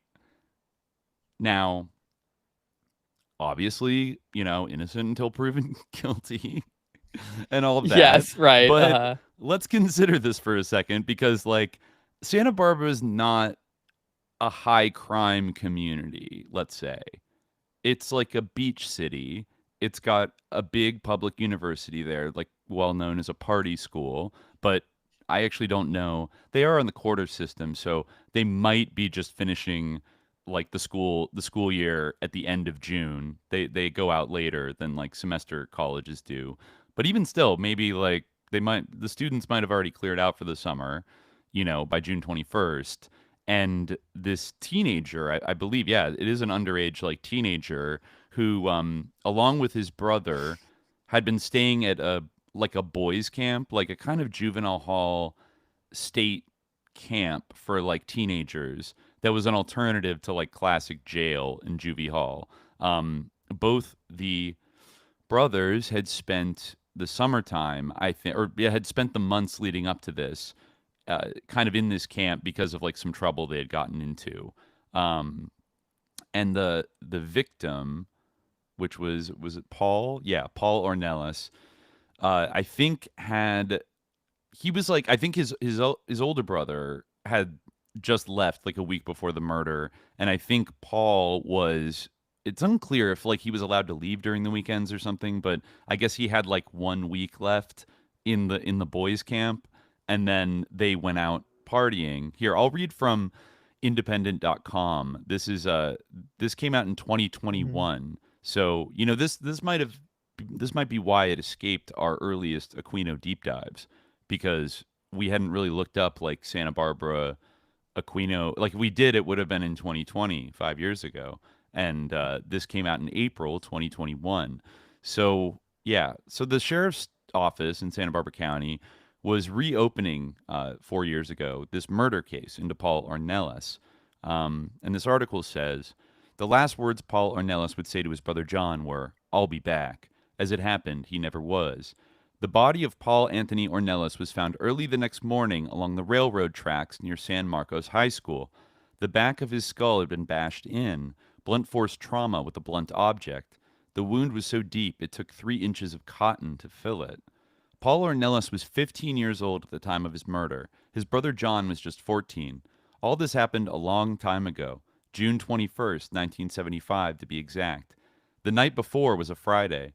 John and Paul had been at a party on Wentworth Avenue on the city's Lower West Side. John Ornelas remembers begging his brother not to go. "I had a bad feeling," he recalled. "That was the last I saw of him." Oh my God. He had a premonition that this would have been, I guess, a Saturday night they were going out. Ugh. Like a lot of murders, this one never got solved. Early this April, 45 years later, the Santa Barbara Sheriff's Office issued a press release announcing it had officially reopened the Ornelas murder case. Press releases like that don't happen every day. In fact, they never happen at all. Interesting.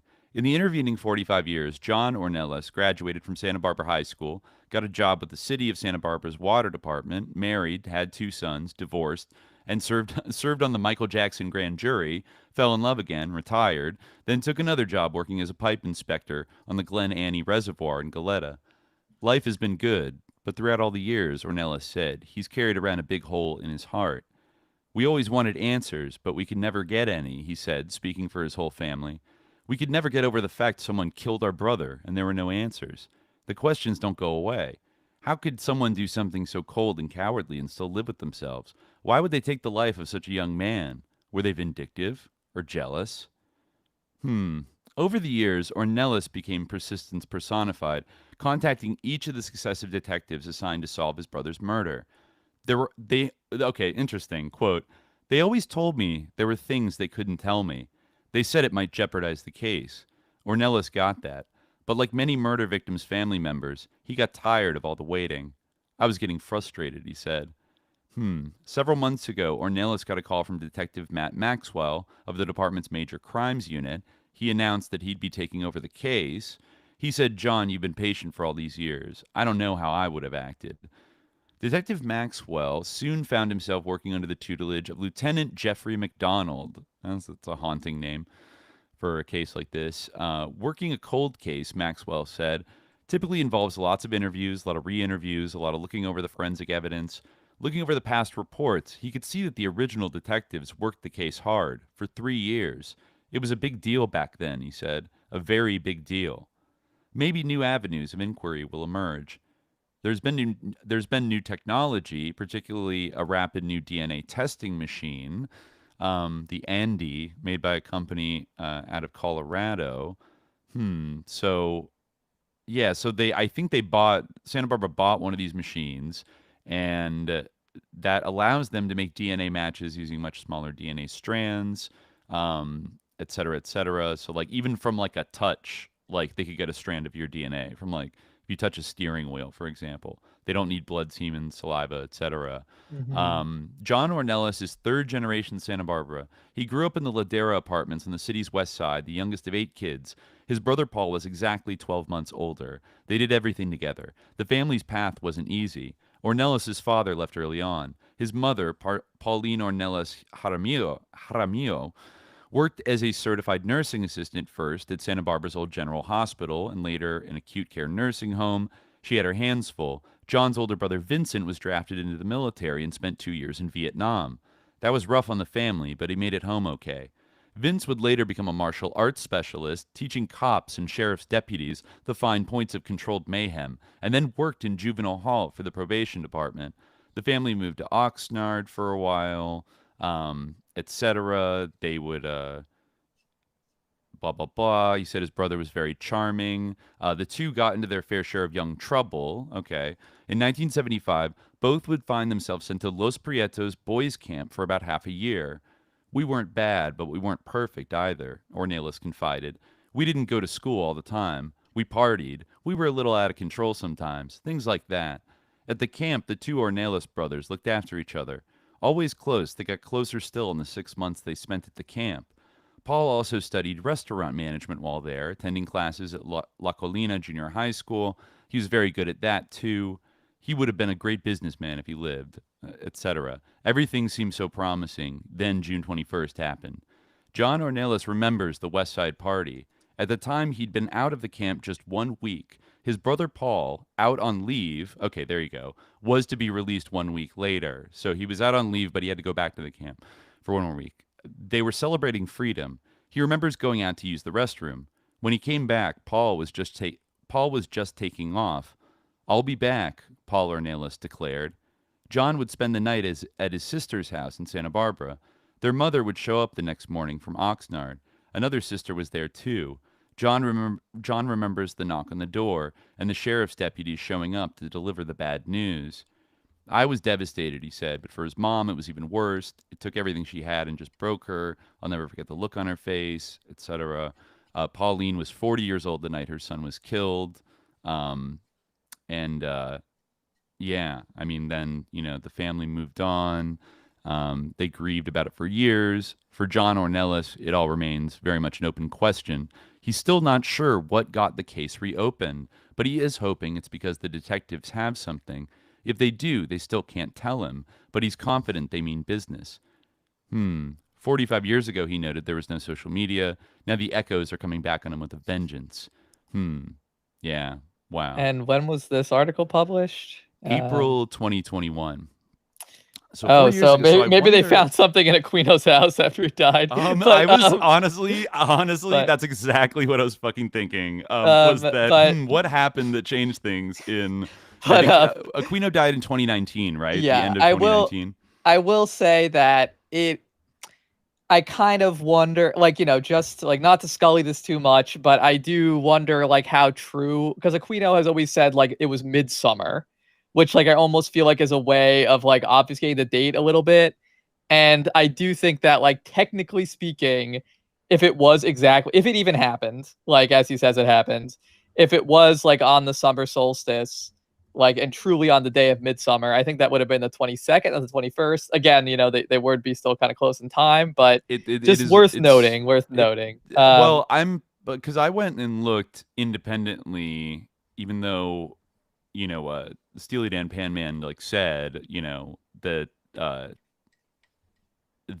me see, I'm trying to get this article that allegedly mentions it, but I feel like Aquino literally has said, and I found something that listed it as like this happened on the summer solstice. Okay, I'm looking at the Daily Nexus news article. This is I think the campus like newspaper from Friday 1976 about Michael Aquino. Local Satan worshipers get set.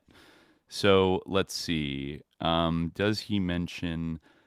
So this is, you know, an article with like a student journalist. I'm just seeing if solstice pops up here, or maybe June 21st. But no, June 21st is like, you know, I'm a Cancer. My birthday's around that time, so I'm like right. Yeah, aware of usually that, it is. It was a slightly you late, know. and in fact, I think yeah, it says like here, he describes it as the eve of the solstice. So yeah, on the night. Well, yeah, if it's the eve of the it says here on June 21st, 1975, set dictated to Aquino, the Book of Coming Forth by Night. So like, what is that from? Is that on the? It's from this newspaper article that Steely Dan Pan Man found, the Daily Nexus from the University of Santa Barbara, November 1976. It's a profile of Aquino. Yeah, all right. And I feel like he himself has described it because he loves talking, like, on the summer solstice of 1975, I was visited by an entity known as it would have had to be on the eve of the summer solstice. Why? Because the summer solstice in 1975 wasn't on the 21st. It was on the 22nd. Oh, interesting. Okay. Yeah. Oh, okay. So you looked it up and like astrologically or whatever, calendar-wise. Gotcha, but that doesn't mean that, you know, if he said he did it on the 21st, which, you know, it seems like he likely did if that's from the 19, you know, then it must have been on the eve of the summer solstice. Yeah, maybe he just like flubbed that. Yeah, and that's when he just says like, I did it on the summer solstice. You maybe going back, like I'm kind of remembering just from memory of like him saying summer solstice, but maybe he did qualify it by saying the eve. But in this article, he specifically says June 21st as the night that he did this, which is the same night that this kid was abducted from. Well, it's unclear, but, you know, disappeared after a party, after like a house party, and then was found by the railroad tracks the next morning, bludgeoned, like brutally bludgeoned on the head to death. And there's like, you know, I mean, people could, hey, you guys are being, you know, just because somebody's a Satanist who talked to Set in the same city in the same night, and they're also like a kind of credibly charged pedophile and psychological operations officers in the Phoenix program, etc. Like, that doesn't mean that he had anything to do with it, but it's got this like Mandy vibe to it that I can't quite shake. I don't know. I think there was a 2025 article by Johnny Ornelas, I think his brother, who was profiled. I think this is in the Santa Barbara Independent.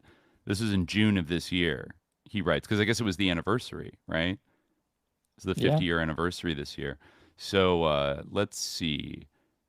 His case remains an unsolved homicide. I mean, it's mostly a kind of a memorial to his brother. It's a short little piece. But yeah, knowing his death was not natural, he was killed. So the person in the chat who asked, "Are they live?" We are live. Yes. Oh, okay. Yeah. Oh, I thought it was self-evident. Well, I see. Or is they're wondering if the yeah. No, we are indeed live, chat. Yeah. You're experiencing it right now. Yeah. The magic of live performance. I'm trying to see. Okay, and I mean, I guess it's not super unusual for cops to be like, we have evidence, but like we can't really share it with you for for reasons we don't elaborate on. I mean, that seems like standard operating procedure, but he is wearing a cross in this picture of him. Maybe Aquino was just infuriated. No, I don't want to like again, like there's the only real evidence is that like ritual took place, and I mean, I kind of wonder, is there anything else that would have like he's at a party, presumably with like a teenager party, I think, a party on Wentworth Avenue on the city's Lower West Side. Yeah, like I don't know how close that is to like the campus or whatever, but it's also unclear like where was he go. It seemed like he was like hopping in somebody's car to like go somewhere else, when he was split up from his brother, right? That's what it sounded like. Also, the boys' camp they were in, I find, I don't know, maybe kind of Yeah, I guess interesting. that is an interesting angle. Yeah. I looked up the Los Prietos boys' camp, and I think it's still around, but they're considering closing it because there's been a drop in like juvenile, prisoners and juvenile crime and stuff like that.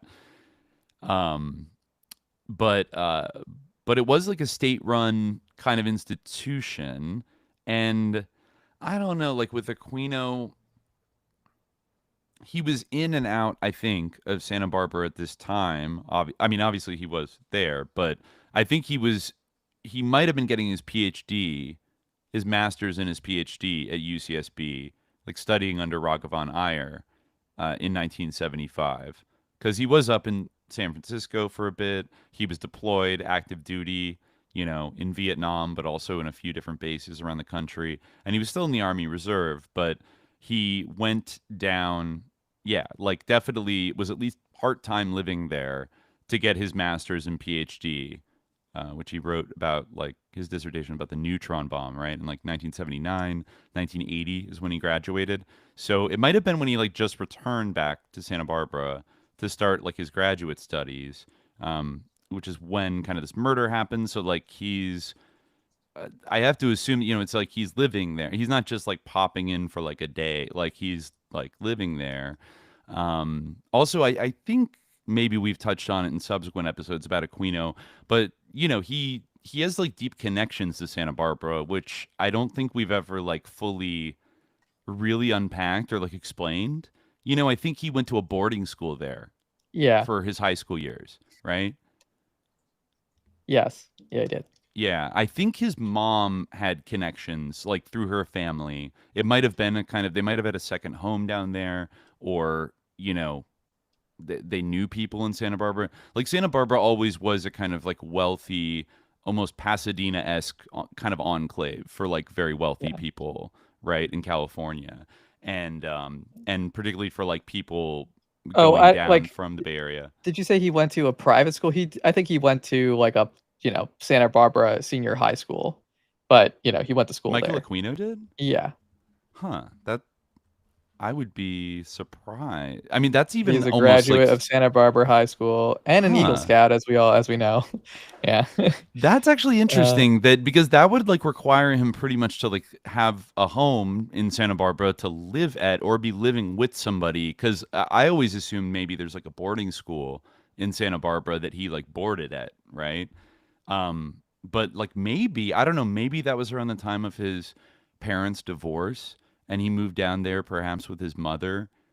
He doesn't really talk about, I had never heard him talk about like his high school years too much, except that he was an Eagle Scout. Yeah, you're right. It says that right on his Wikipedia. He finally has his own Wikipedia. We did it. Remember when it would only pop up? Yeah, well, it's true. Like when we started this podcast, he did not have a Wikipedia article. Yeah.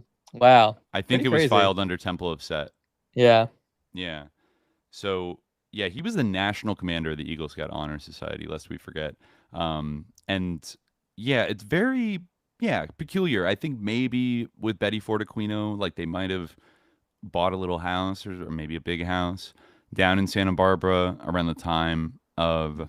Oh, you know what? Before I forget, since we're talking about this, I actually noticed like in the comments on like, because he reposted the Aquino episode, and I noticed some guy saying like lies, like, this is all lies. Like, the Temple of Set does not accept members by phone.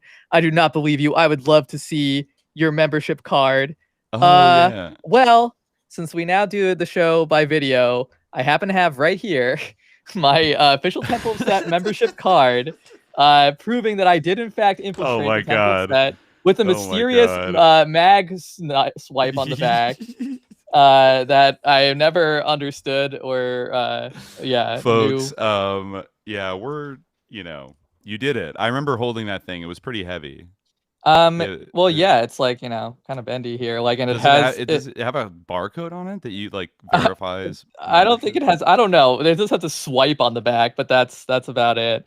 It's actually kind of sus that I like still have this in my wallet. I feel like it's like evil. I probably should like put this. Else. Watch out, it's not spying. But I mean, I'm glad I have it because, like, to that guy who's like, "Oh, you are lying." No, I'm not lying. In fact, I still also have my Setian white pentagram also, but hopefully this suffices because it's I think a little bit more distinctive. Just for the record, Magister Bleep, Magister Redacted, do not come after us. You got James O'Keefe. Deal with it. It's not a big deal. Also, like, any haters that are like, call it sus because he joined the Temple of Set. Shut the fuck up. He was infiltrating them. He only went to level 1. He didn't do any rituals. And it was also like, like it was a thing between me and Dimitri. Like we were kind of like talking about at the time, like you had my blessing. You definitely had my blessing. Like it was kind of like a prank between friends in a way. Like we were like, let's go.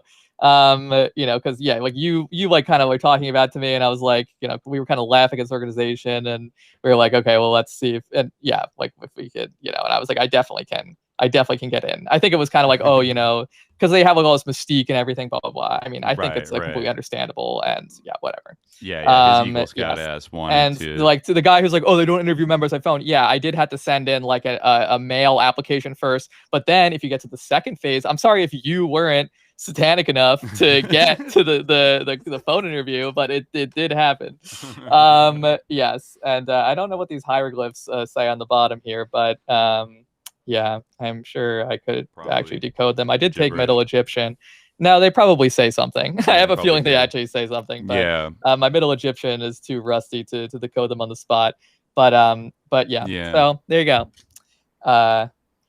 So, I mean, I don't know. It opens up you know what it makes me think of? It makes me think of the now totally forgotten Epstein birthday book, where it's like this very disturbing, like, little paragraph, like, story.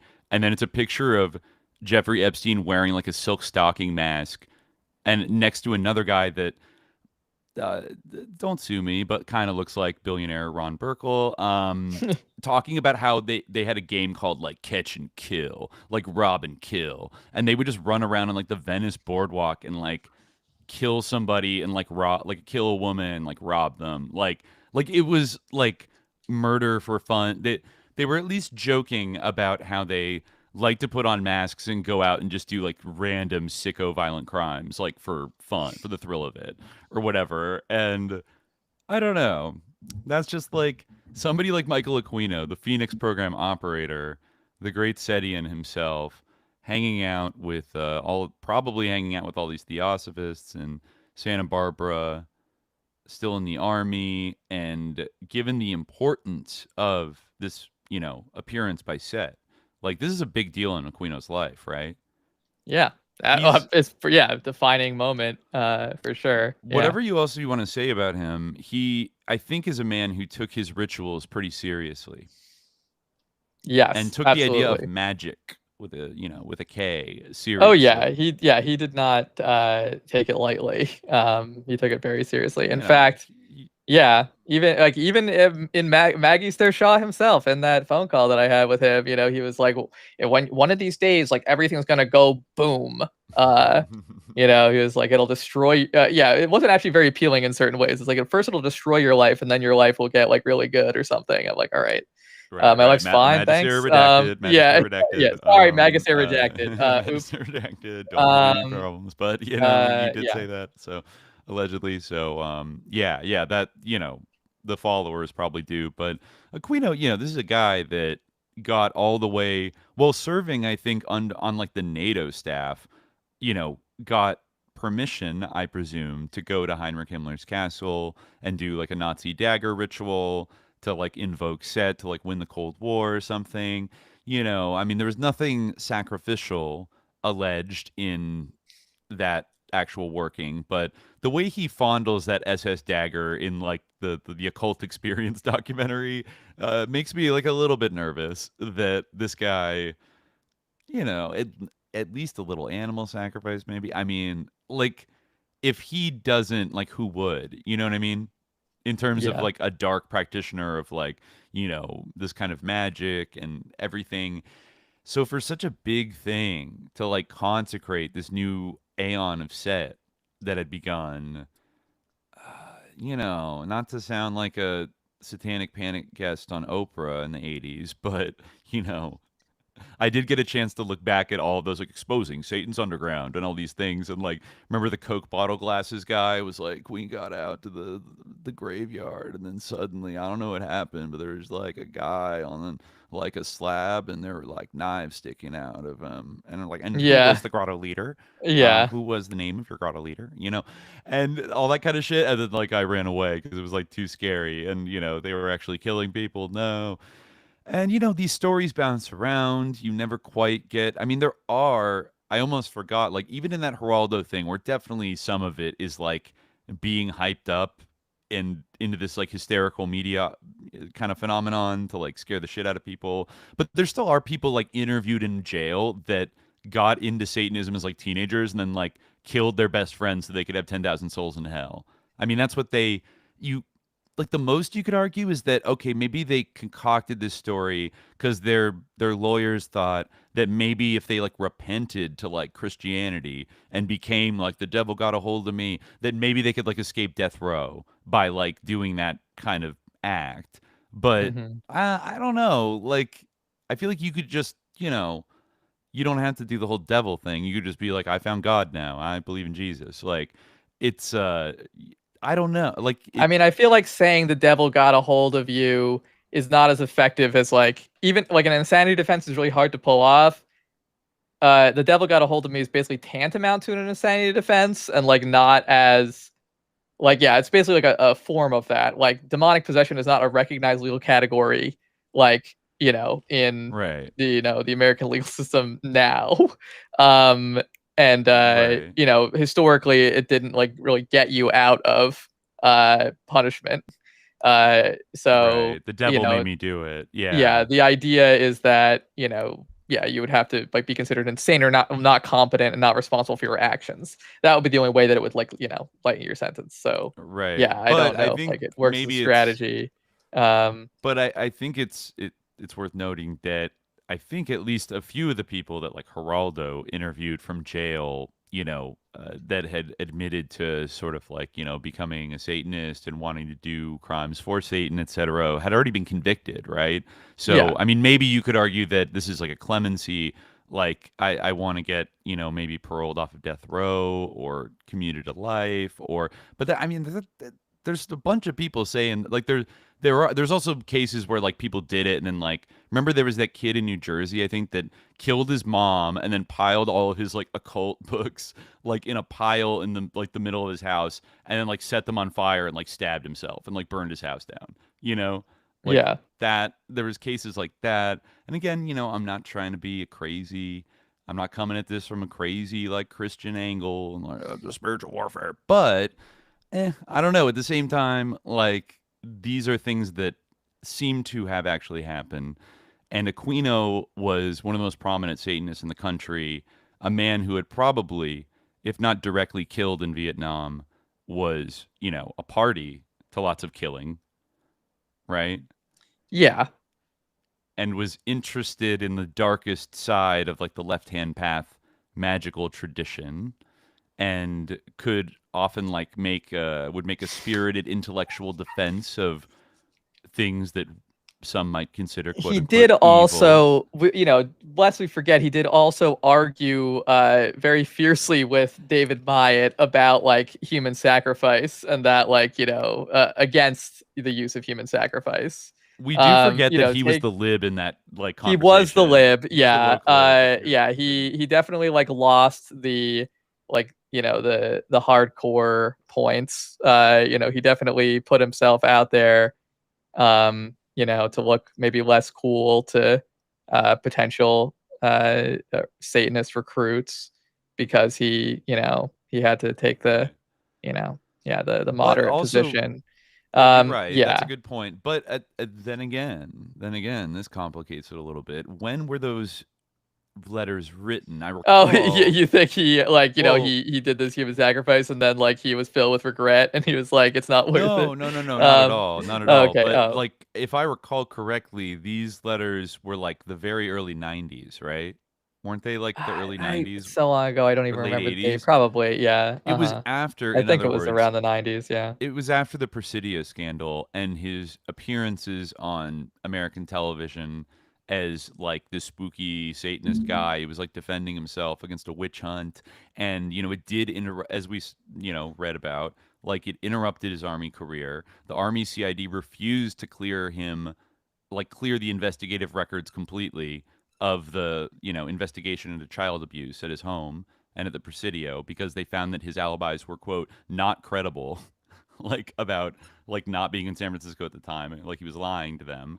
So his career got kind of topped out at lieutenant colonel, and then he that's when he wrote the book Extreme Prejudice and claimed that there was like an anti-satanic, bigoted, like Christian, plot to like throw him out. So during this period, he was going on national television trying to like represent, as weird as he was, like kind of trying to present like this intellectual, respectable Satanist position that, Yeah. like we never break any laws, and like if you can find these people, like get them off the streets. Like he was playing into kind of like, I'm a law-abiding American, I'm an army officer, like I'm a smart, interesting guy. I think he kind of believed in that though. Like I don't think that was necessarily like a facade, and that really like he supported like I don't know, like drink like ripping people's heads off and drinking their blood. He wanted like the like sophisticated like equally satanic like imperial form of like clean and civilized warfare like we saw in Vietnam. Like that like yeah. It just makes me think that might be the case. I don't know, like, was he not a real one, in the sense of like really being like a Satanist sicko that would contemplate doing human sacrifice? I don't know. I mean, the only like indication of that, I guess there would be like the broader like Presidio scandal, which like implicated him in like child abuse, which certainly like it's definitely not like so yeah, like in that like there's definitely like credibility to that. So and it's not like just like a totally ginned up witch hunt in the way that like he portrayed it to be. Again, it's not like definitively proven, but it's still, like it's also not an absurdity. No. By any just means. the way that he would always defend himself in that, and he would always invoke that it's so ridiculous because I was stationed in Wright-Patterson Air Force Base, I was stationed in Missouri, I was stationed here, I was going to the National Defense College, blah blah blah blah blah.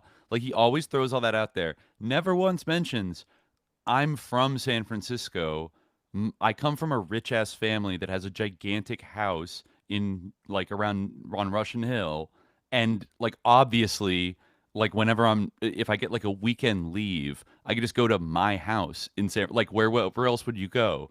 If you're like, if you're off duty, like you could go there. Yeah, Presumably, and like maybe Lilith aspects was of his living there house, like, full-time. and it wasn't like beyond the point that would seem to me to be like pure coincidence. Like certainly, like but immediately when you're like, oh, she described elements of his house, it's like, well, houses can be kind of similar. But in that case, like, didn't she describe like that there were like lion's foot, like legs on a couch or something like that?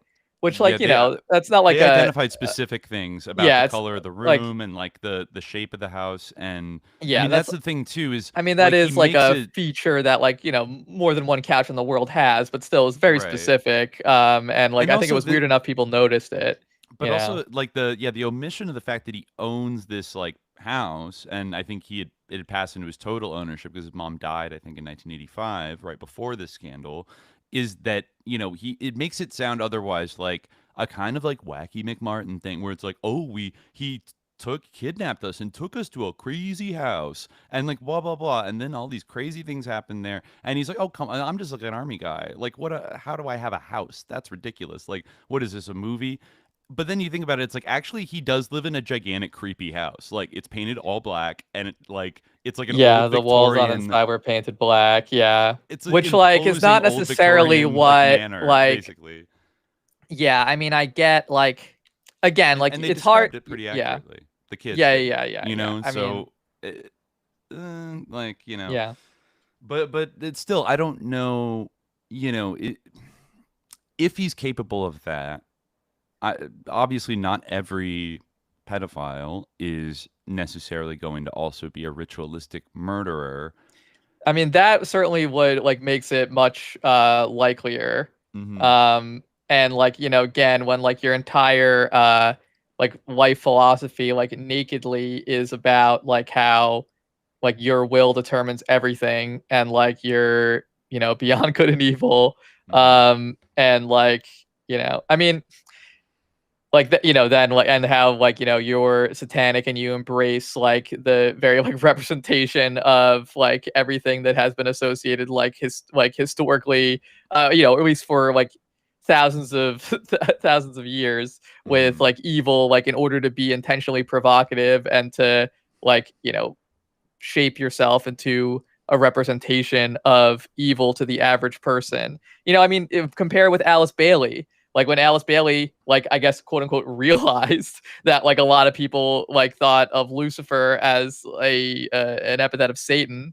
Like she was like, okay, well, we can't call the magazine this anymore. Quino was exactly the opposite. Like he wanted people to associate him with Satan and with evil.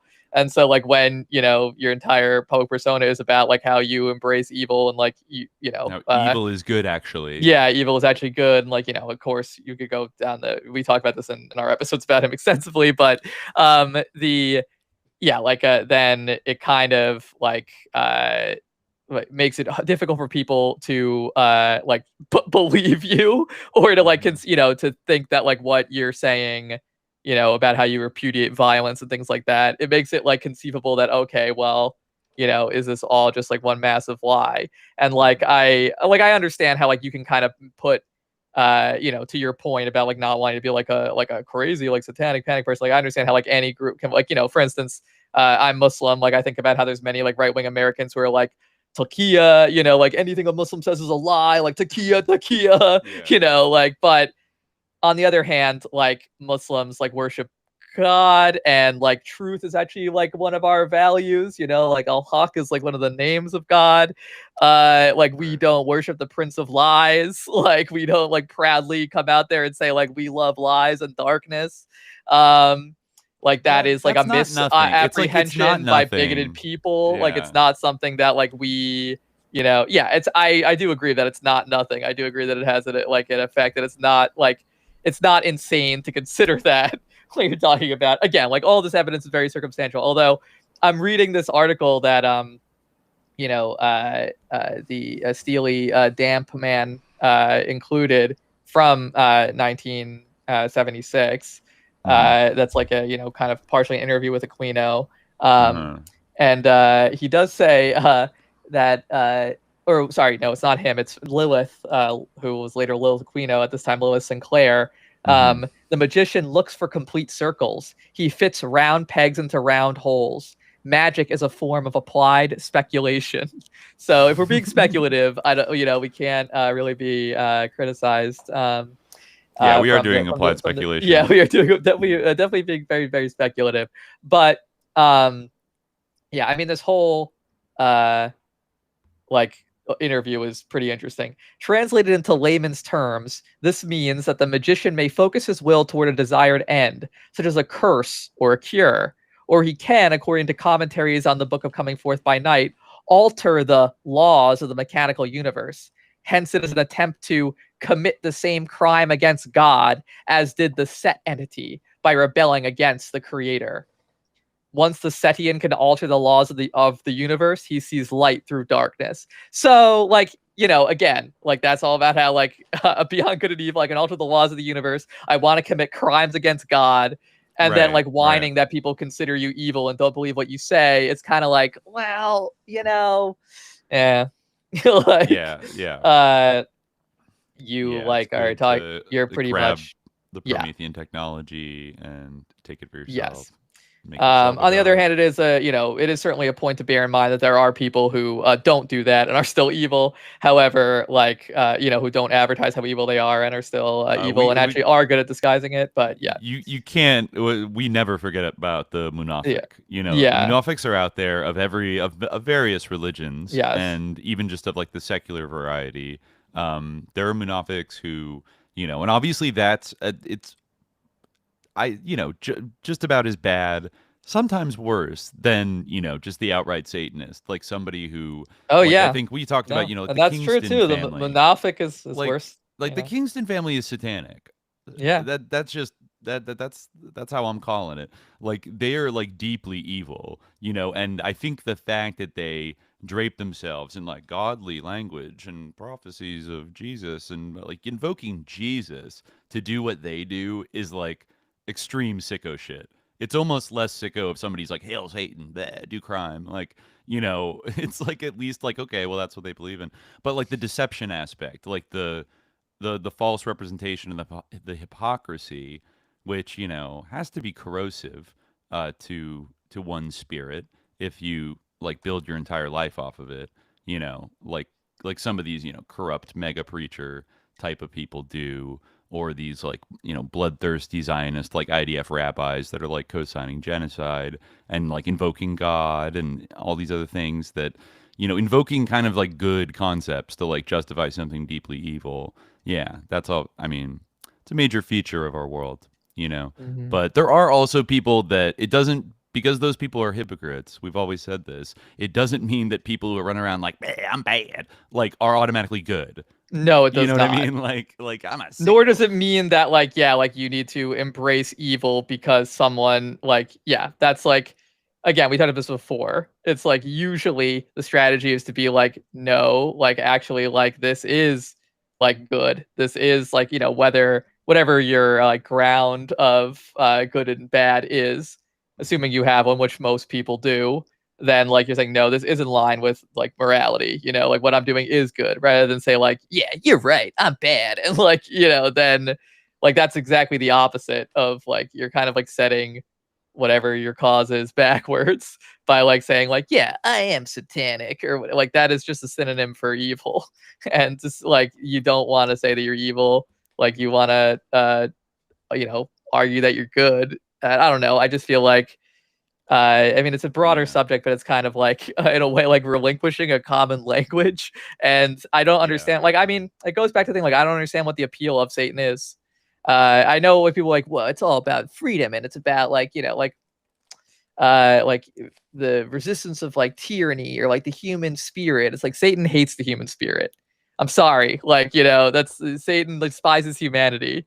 He's the ultimate enemy of humanity. He wants all humanity to be destroyed. Like what? Like it doesn't make you've just made up a character who is like really just an expression of like yourself and like the values that you aspire to, like freedom. Like that's that's a good value. That's not a satanic value.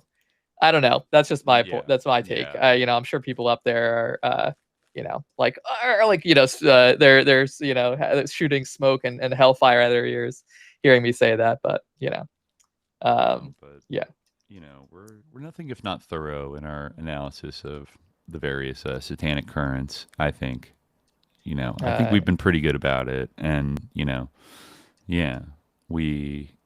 not our favorite thing in the world. That's okay. No, we have been identified as an anti-Satan podcast from day one, and I stand for my position that the devil is bad.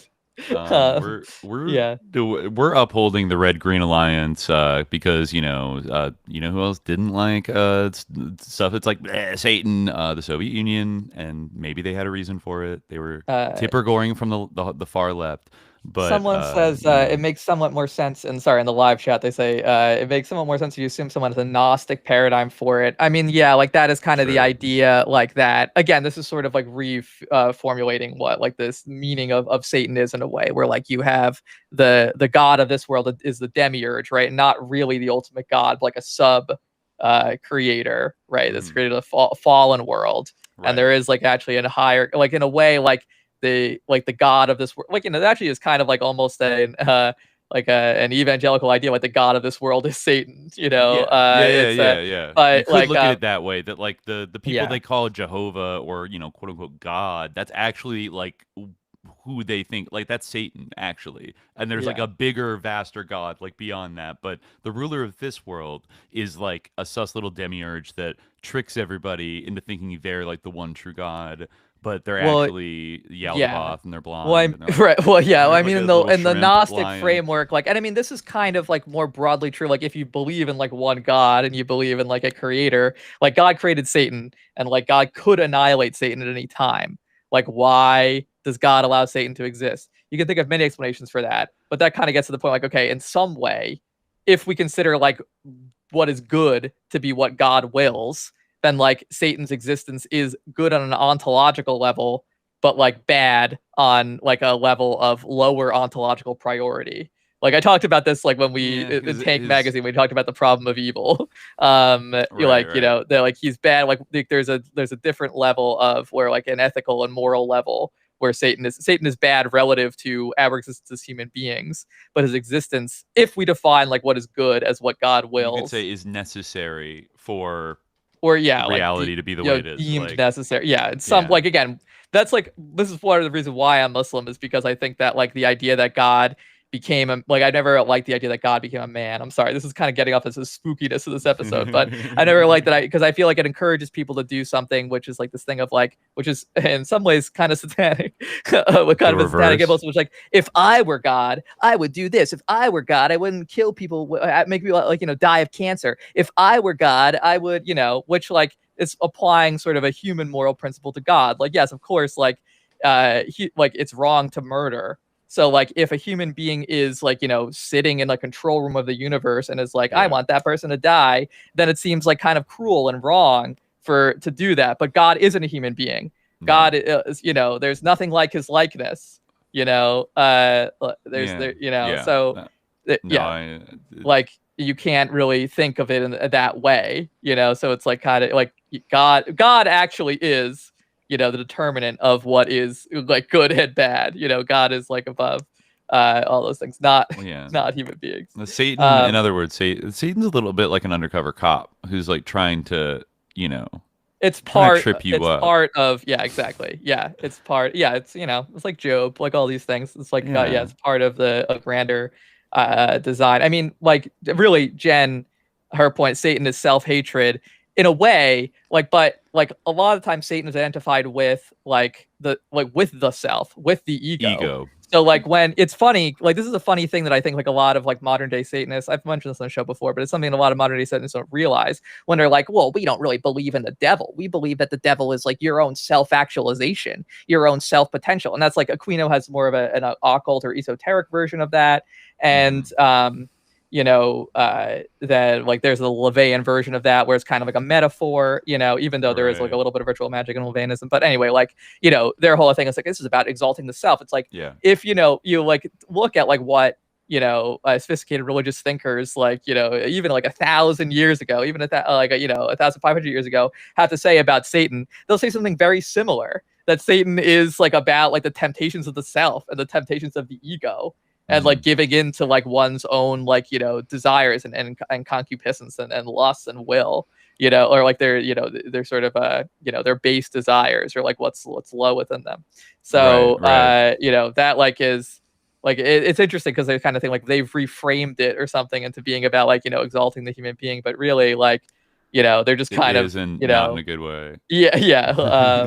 But yeah, I'm just sorry. I know I'm going into the chat a little bit, but no, so I'm guessing. Okay. Yeah. Okay. We got talking in the chat. No, I mean, that's interesting, but yeah. Oh, sorry. Yeah. Maybe I I kind of bumped up one of the questions because we referenced it already, and we're a little shorter on time. But maybe we want to switch to it because it also has a religious dimension. It's kind of related to.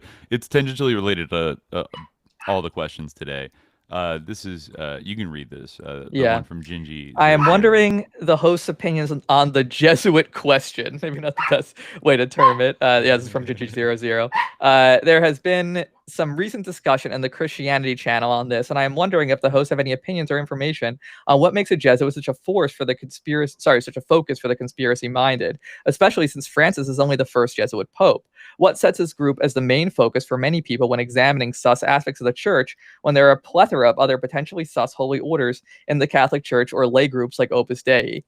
I mean, this is gonna That's a really good question. Yeah, it's gonna sound like maybe a pedestrian answer, but I think that the part of the reason is because what I've always thought, and this probably is one among many factors. I think that even early on, when they chose the name of Society of Jesus, people felt that it was kind of vainglorious in a way, or maybe a little bit audacious to name themselves as their Jesus, Mm-hmm. And I think actually the term Jesuit kind of originated as a pejorative term for someone who was invoking the name of Jesus too aggressively, but they took it on, they gave it a positive connotation, they flipped it, they adopted it, kind of like the Democratic donkey or something, but what I think is really part of the reason for the suspicion of Jesuits even to the present day, these historical, obviously there's many, people put many spins on why this is the Jesuits or whatever, but I think that historically the seed of it may be that there was a disproportionate number of converts in the Society of Jesus,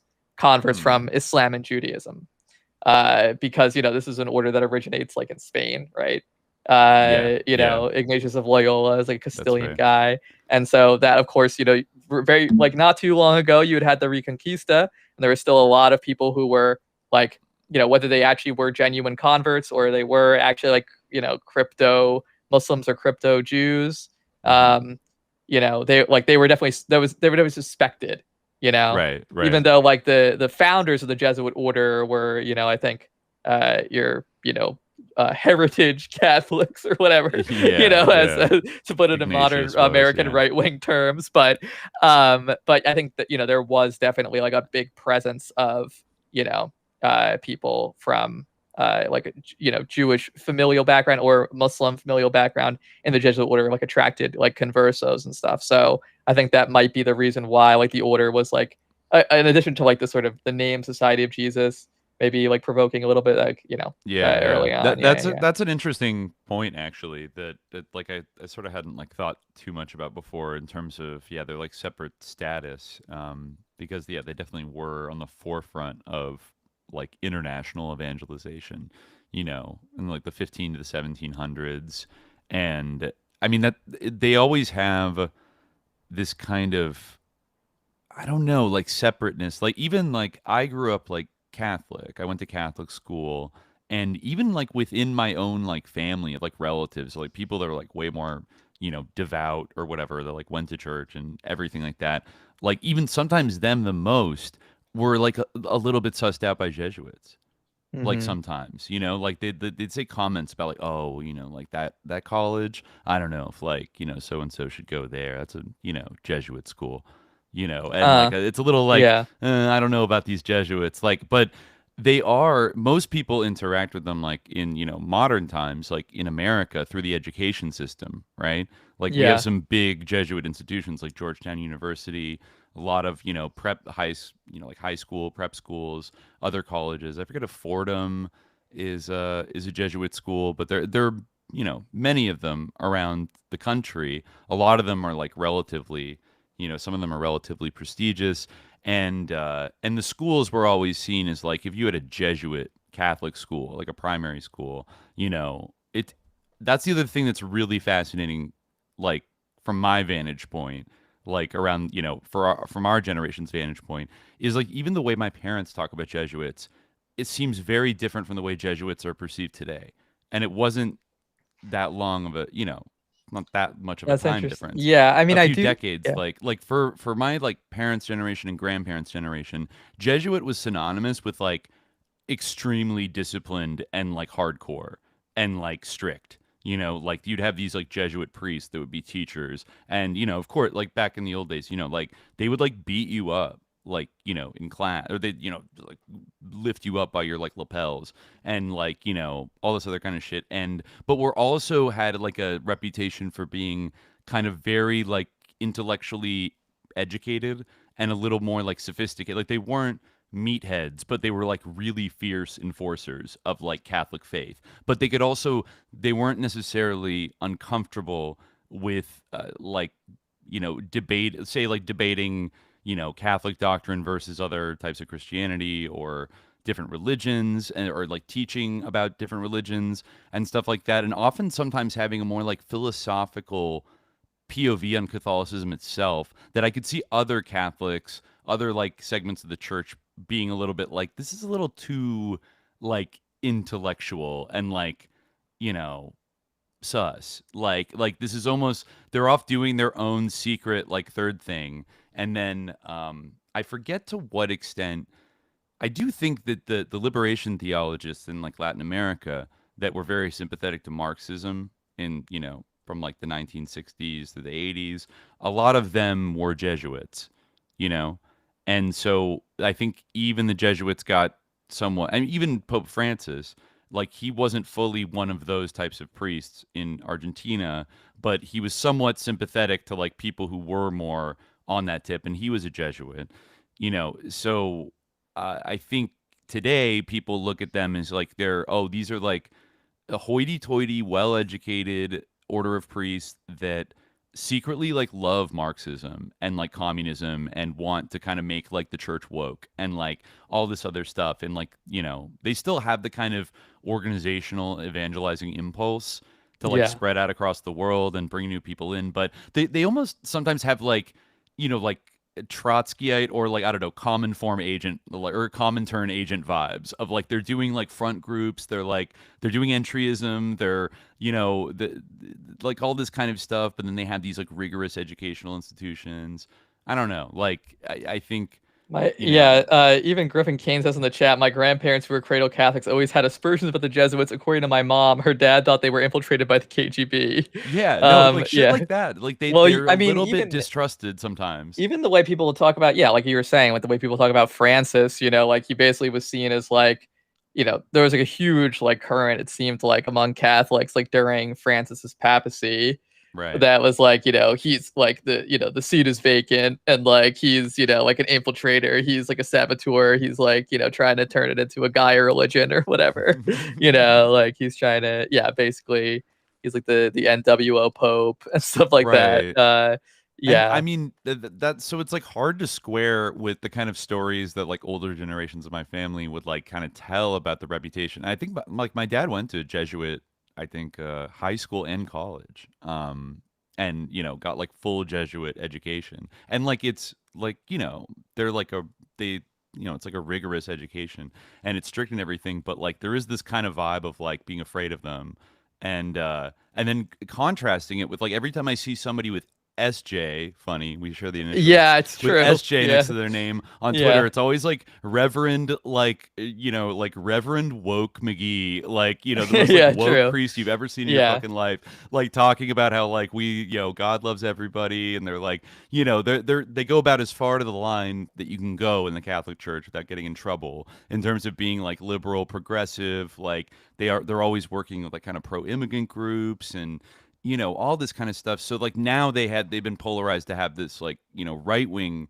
kind of trad cats like look at them as like, oh, they're infiltrated by like leftists and like they're sus, and that was the big gripe with like Francis, is that, he was coming in there and he was gonna like wokeify everything and stuff. And somehow their like brutal reputation is almost like the deep state, like counterintelligence, like, subversive operations bureau of like the Catholic Church, is all that stuff's kind of forgotten, and now they're just like the woke order, within the church. So it's like it's funny how they kind of shapeshift, at least in the American context. They kind of like shapeshifted in that way, or like I don't know if there's still kind of like even tendencies within the Jesuits that maybe there's a right wing and a left wing of the Jesuits that kind of do different stuff, and they don't always agree. But genuinely, you put them on a map with like Opus Dei, Knights of Malta are like far to the right, in terms of its political connections across the world. The Jesuits have moved more to like but they're also, operating the global south a lot historically, right?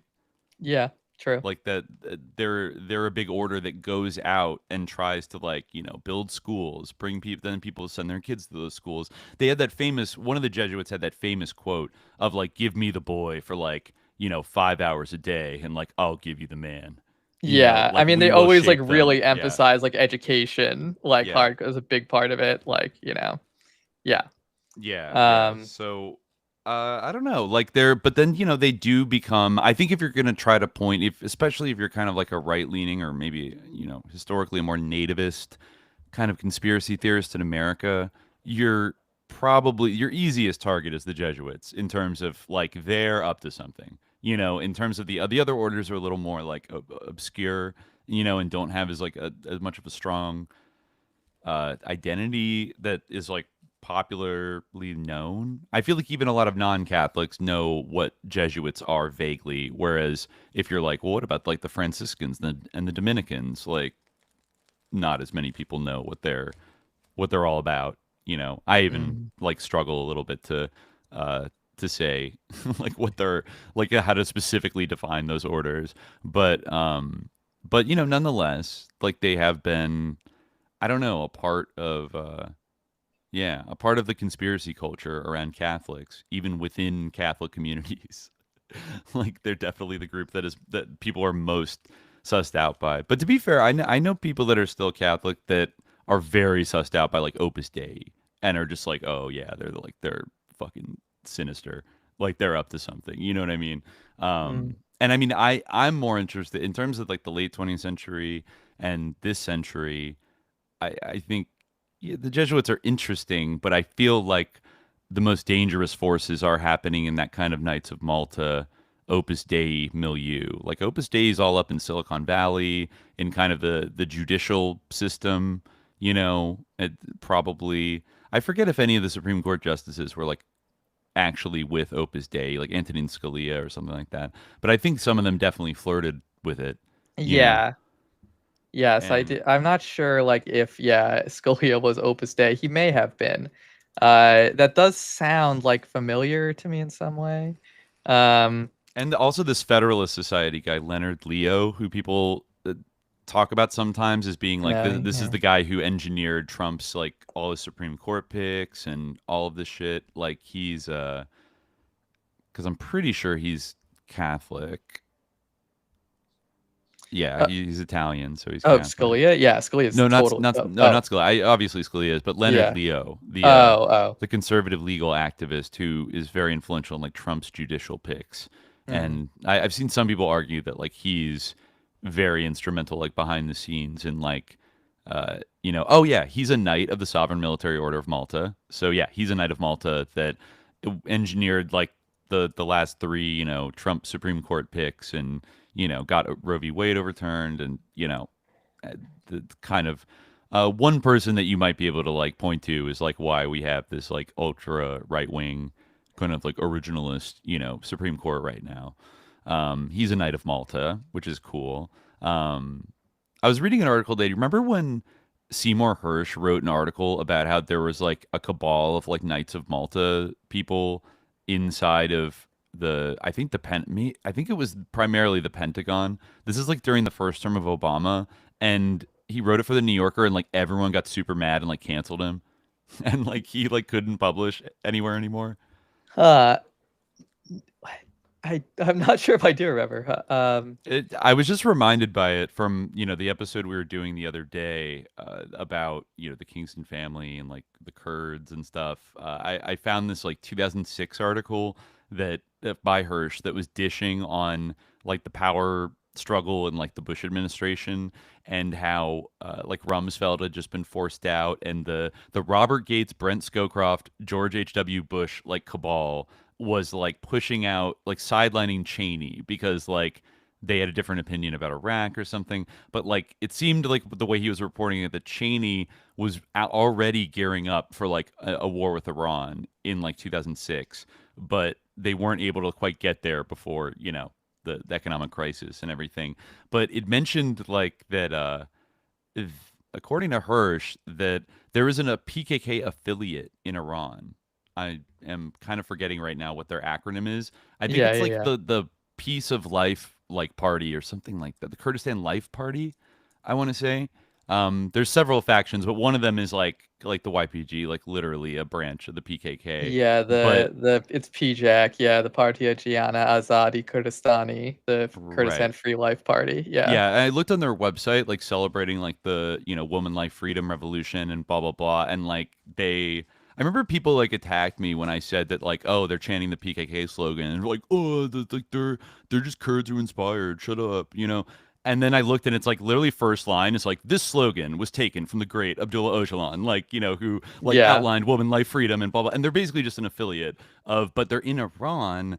And Seymour Hersh reported in 2006 that I think like the general secretary was flown to Washington D.C. and lobbied like members of like the Bush administration and people in the government to like start supporting his party in Iran, and also that American and Israeli like military trainers had reached some kind of agreement to start arming and training and equipping the Iranian arm of the PKK in advance of a potential war on Iran. So like we didn't know that when we were recording the other episode about like, remember I was speculating like maybe they'll get some of these like YPG guys now that they're, you know, they're sort of done in Syria to like hop over. And then, well, you know, the people that are trained up in those mountains by the border, like they, you know, there's 4 branches that are all just like the PKK. Like, you know, they have a Turkish branch, Syrian, Iraqi, and Iranian. I mean, that article that we discussed from like 2018, you know, is basically talking about like, you know, these groups that like want to cultivate like Kurdish resistance to Iran.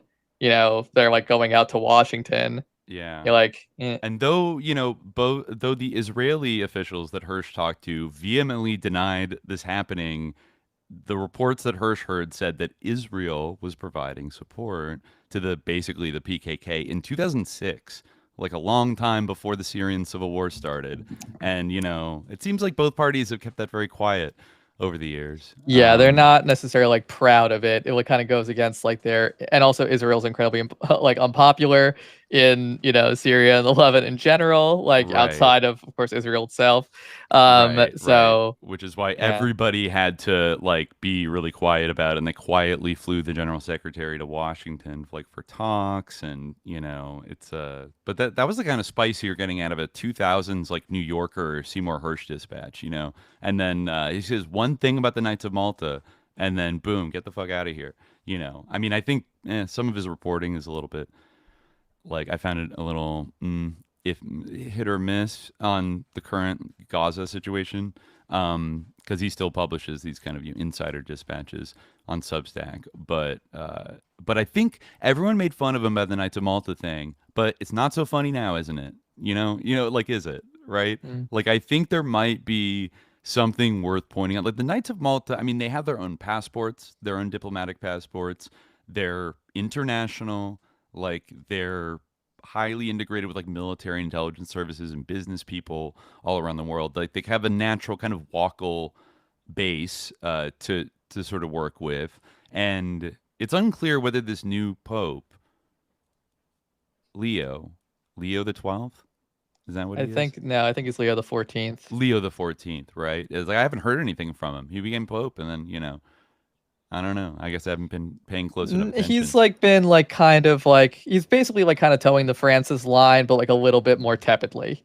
Right. He recently offered to like give, like, I remember he had some interaction with Greta's flotilla recently, where he was saying like, oh, I'll bring it to Gaza like safely, but they like rejected it, and like there was some controversy over whether like he should have done that because he was kind of like setting them up to like be portrayed as like unreasonable, when like, you know, would have actually gotten there, because like Israel was like, oh, we'll peacefully bring it and then like shoot everybody who tries to come get it. But you know, and then so the Pope was like, oh, let me do it, and like people were saying, oh, it feeds into this idea that they're unreasonable, like blah blah.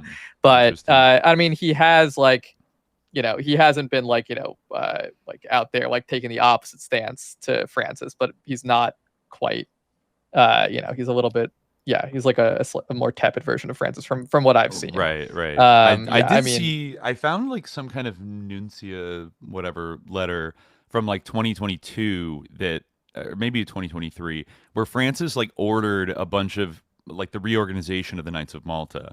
And I think one reform that he did was that for the first time, members can join from the Knights of Malta that aren't from like hereditary bloodlines, because that was, I guess, a fucking requirement. It like up until 2023 that you had to have some kind of like nobility or like noble lineage to become like a full Knight of Malta. But I guess now technically you could. I mean, there were other orders that like people who weren't born hoity-toity could join, but the Knights of Malta, like that's pretty gatekept actually, I think, to have, because there were Americans in that group. I think George Bush was a Knight of Malta. I think William Casey, well, they probably did make exceptions for people like William Casey, like if you're powerful enough, because like William Casey he's just an Irish guy, but yeah, it seemed like he was doing some. I remember reading about like some kind of little war going on between Francis, the Jesuit, and the Knights of Malta. Like he was trying to put more church control over their activities, and they were like resisting that. And then I think he fired all the leaders, like the Grand Master and all the leaders, and like formed a new council. So I don't know who is running it right now, but it's definitely like a new generation. And yeah, I don't know how far that goes, but I know that, that right wing of the Catholic Church has done some pretty shady shit just in the last century. I was looking up for Scalia Opus Dei. I guess he was not officially Opus Dei, but he had like strong Opus Dei, or someone's saying in the chat is saying Spartak Silverhand is saying Scalia was definitely Opus Dei. It's not confirmed like openly, but he definitely had like a lot of connections with them. I found this crazy story in the National Catholic. Too, maybe. Yeah, I found this story in the National Catholic Register that's like sort of describing this this book that came out, Scalia, by James Rosen. And it says, back in 1959, when a young Catholic medical student announced that he was leaving his professional studies to join Opus Dei and become a priest, his shocked parents called in both a trusted Jesuit priest and a 22-year-old former classmate from their son's Catholic high school. The classmate was Antonin Nino Scalia, and he soon showed up at the Connor home in Queens, New York, for a heart-to-heart with his friend. Bob Connor shared his plans for entering Opus Dei and then asked what Nino was going to do with his life. I am going to the Supreme Court, Scalia replied, while noting his immediate goal of working in the Washington, D.C. offices of Jones Day, a top law firm. I will be sent to Washington, he added, and I will rise.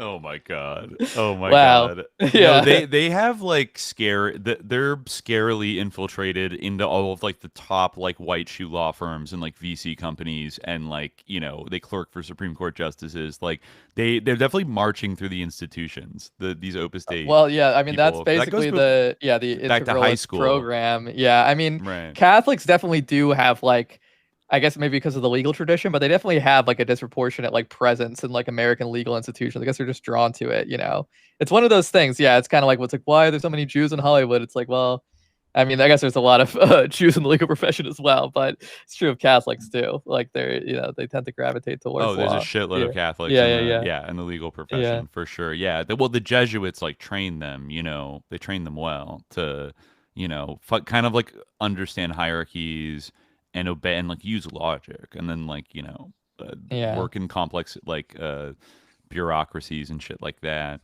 Yeah. Well, okay. This is actually wild. I was looking at who is the current patron of the Sovereign Military Order of Malta, and since 2023, when that organization happened from Francis, it is Gianfranco Ghirlanda. Gianfranco Ghirlanda, SJ. He put a Jesuit in charge of the Knights of Malta. The plot thickens. That is something that I have heard about Francis, is that like, one of the critiques I've heard of him is that he's kind of like partial to Jesuits. I mean, I guess it makes sense. That was always the people kind of assumed that. Yeah. But I mean, he replaced actually the American leader of the Order of Malta, Raymond Leo Burke. Be funny to know if he had any like he's a cousin of like Leonard Leo. That'd be funny. But I guess not. But he was the long time I think leader from 2014 to 2023. So for 9 years, he was the Archbishop of St. Louis before that, and the Bishop of La Crosse, Wisconsin, in the 90s. And he is like a fierce like defender of like the Tridentine Mass, and is like basically like a trad Catholic right wing guy. So Francis replaced him with a Jesuit, which is like does seem like some kind of power play was going on there. I don't know exactly. I think Burke was like he was always in the news a lot actually, kind of against LGBT stuff. I think he was the one that said that like Democrats that are pro-choice like should be denied communion if they're Catholic, you know? Yeah. Like, remember that when he's like Nancy Pelosi and Joe Biden like can't get communion or whatever. Right. Yeah. Not in my diocese, So he was like a big kind of this like big tough guy, like right winger, like Catholic bishop that I think probably had like very tight ties with like the American political figures on the right and stuff like that.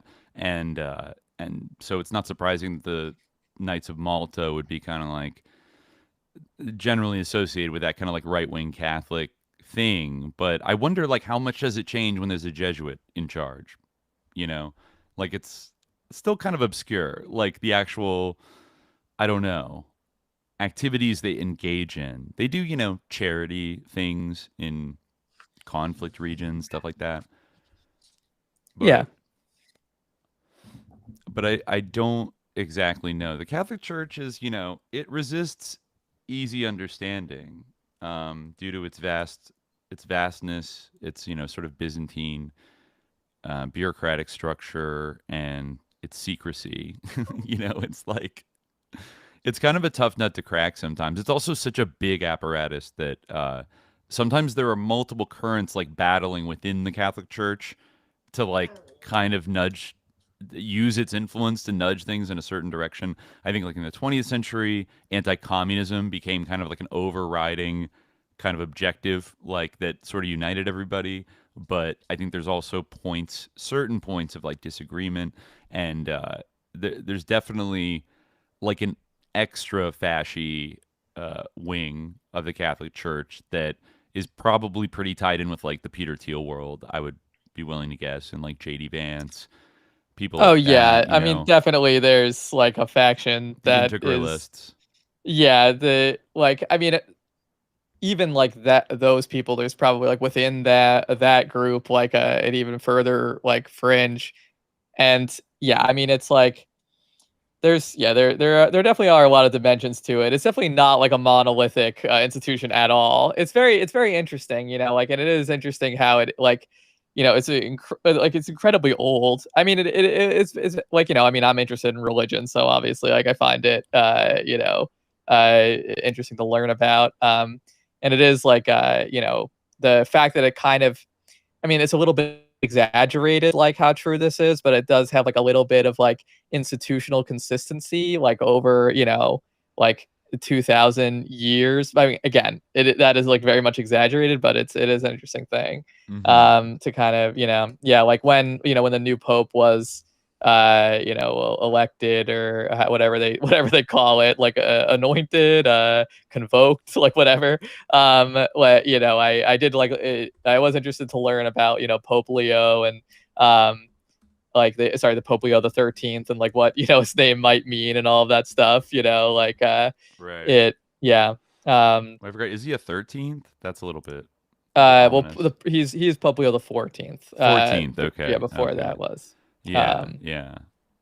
So I mean, also, like Protestants are going to Protestant in America. They're afraid of Catholics, and I think that's why some of it still sticks in like into the lore of like the QAnons and the kind of like Alex Jones type conspiracies. Though I feel like it's less so now because these other Catholic like factions like Opus Dei or Knights of Malta seem to be so active with like the new American right. It's interesting how like it's become like kind of, I actually like not too long ago, of course we all know about the death of Charlie Kirk and everything, and like just because like I feel like it's kind of like starting to abate a little bit, but for like a little while, like your whole social media feed was just like wall to wall clips of Charlie Kirk. And one of them that I saw was a clip of him talking about how like it was actually kind of funny because like there's that meme that whenever someone dies, like people are always posting saying like he accepted the light of Islam in his deathbed. His last words were like, but people kind of did that like with Charlie Kirk and Catholicism, and try to say like, he was about to embrace Catholicism. But yeah, someone posted a clip of him like actually, say like, no, he wasn't, and he was kind of talking about how like, the sort of the Mary reverence and the idea that Mary didn't have sin, and that upset him because we all sin except for Jesus. Like Mary did sin. And also like there was some of the transubstantiation, he didn't believe in it. I forget what his third point was. It was Mary, transubstantiation. Of course, like the institution of the papacy itself, the like, the like infallibility of the Pope under certain conditions. But yeah, I mean, but his broader point was like, I love Catholics, I'm like, but in a way, like, it is like we were just saying in the episode about Kingston and Michael Flynn that like, yeah, they're like, certainly there still is a current in like American evangelicalism doesn't consider Catholics this thing of like Christians and Catholic, like that type, like that still definitely exists. But on the other hand, like there is kind of this like ecumenicalism as well, where it's like we're Christian, like that where the differences between them are elided. When like you think like if religion or like is such a big part of this, then like almost that would be like one of the most important. It's interesting, like they're so focused on like this makes sense too in a way where it's like the atheistic leftist scourge, or Muslims obviously Charlie Kirk hated, and things like that, and who many on the American right hate, and etc. But you would almost think that it could go the other way, as it often does in groups like that, where it's like, okay, well, if the only way to salvation and the only way to be upon truth is through Christ, as J.D. Vance said in his weird guest hosting spot. Remember that where he was like, it was very strange, but yeah. Like there's that one point where he says like he basically recited the Nicene Creed and said like unity in this country is possible but can only be based on truth, and that is and I'm like, wait a minute, I'm like, if you're equating truth equals this, then like are you saying you? But anyway, whatever. Like obviously we know what he thinks, but like my point is that like really like the beliefs among Christians about like the nature of Christ and God and how like that would almost be the most important thing. Like actually like not like creating the strategic alliance, like that's like actually kind of like a path down into darkness, like to sort of say it's okay, like, and that we're an alliance with these, like that's like the most deceptive thing, because like it has all these are you encouraging them to let them fight. To struggle against. Well, I'm just saying that like nothing. Well, like the same thing like happens in Islam. Like the traditionalists or like parentheses neo traditionalists, and traditionalists in general versus Salafis, Sunni versus Shia. Like God knows that like those fights are like active, as much, if not more so, than the fights among, between Muslims and non-Muslims. So between non-believers. Yeah. So you think they should clean up their own house first, and they should settle the beef once and for all? Well, I guess I'm not saying what I think they should do, because I'm I guess I should take my own advice, because I would be pissed off. I get pissed off when non-Muslims try to tell Muslims what to do. So I guess I'm not telling them what they should do, but I guess I'm saying that like maybe I'm saying I think it's inevitable that is what will happen. Right. Yeah. That's bound to happen sooner or later. Yeah. Like this tactical alliance can only go so far before like they get mad over like the first principles again. Because there are, there is I don't know. On the one hand, American Catholics have integrated like pretty far, to the extent that like Michael Flynn is just yelling Elizabeth Clare Prophet quotes that he stole, Yeah. and still calls himself a Catholic. Like, there's definitely been some like melding, and like adaptation, but at the same time, there still are certain like differences that are different from like the American Protestant like approach to religion. That rely on like a distant, ancient bureaucracy like 6,000 miles away, and like an old man in a big hat, and right, like the a shadowy the institution. Popagators, The coming to our shores. Popagators. Yeah. Yeah, just like right, that they're made uncomfortable by that.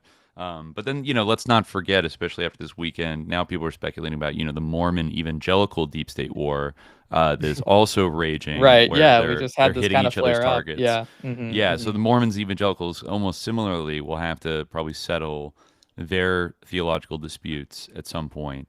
I mean, if the Mormons want to get like more powerful, they'll have to bump up against that and resolve that contradiction a little bit. They can't just do, Mormon tachia all day and, pretend like we're just like Christians. It's like, well, yeah. You know how I am. Yeah, I call all of them Christian, but they are Christians. Definitely they are Christians. asterisk. I would like, say, like, Christians well, plus. I don't know. Like there's like an asterisk there, maybe, because Catholics and Protestants are interpreting the same material. Mormons add something to it and are like, there's also this book of Mormon, and then kind of base off of that. Yeah. Right? Yeah. I mean, well, Makes I'm them a not little denying different. that there's differences, but like, I don't know. I guess I would say that, yeah, they are Christian.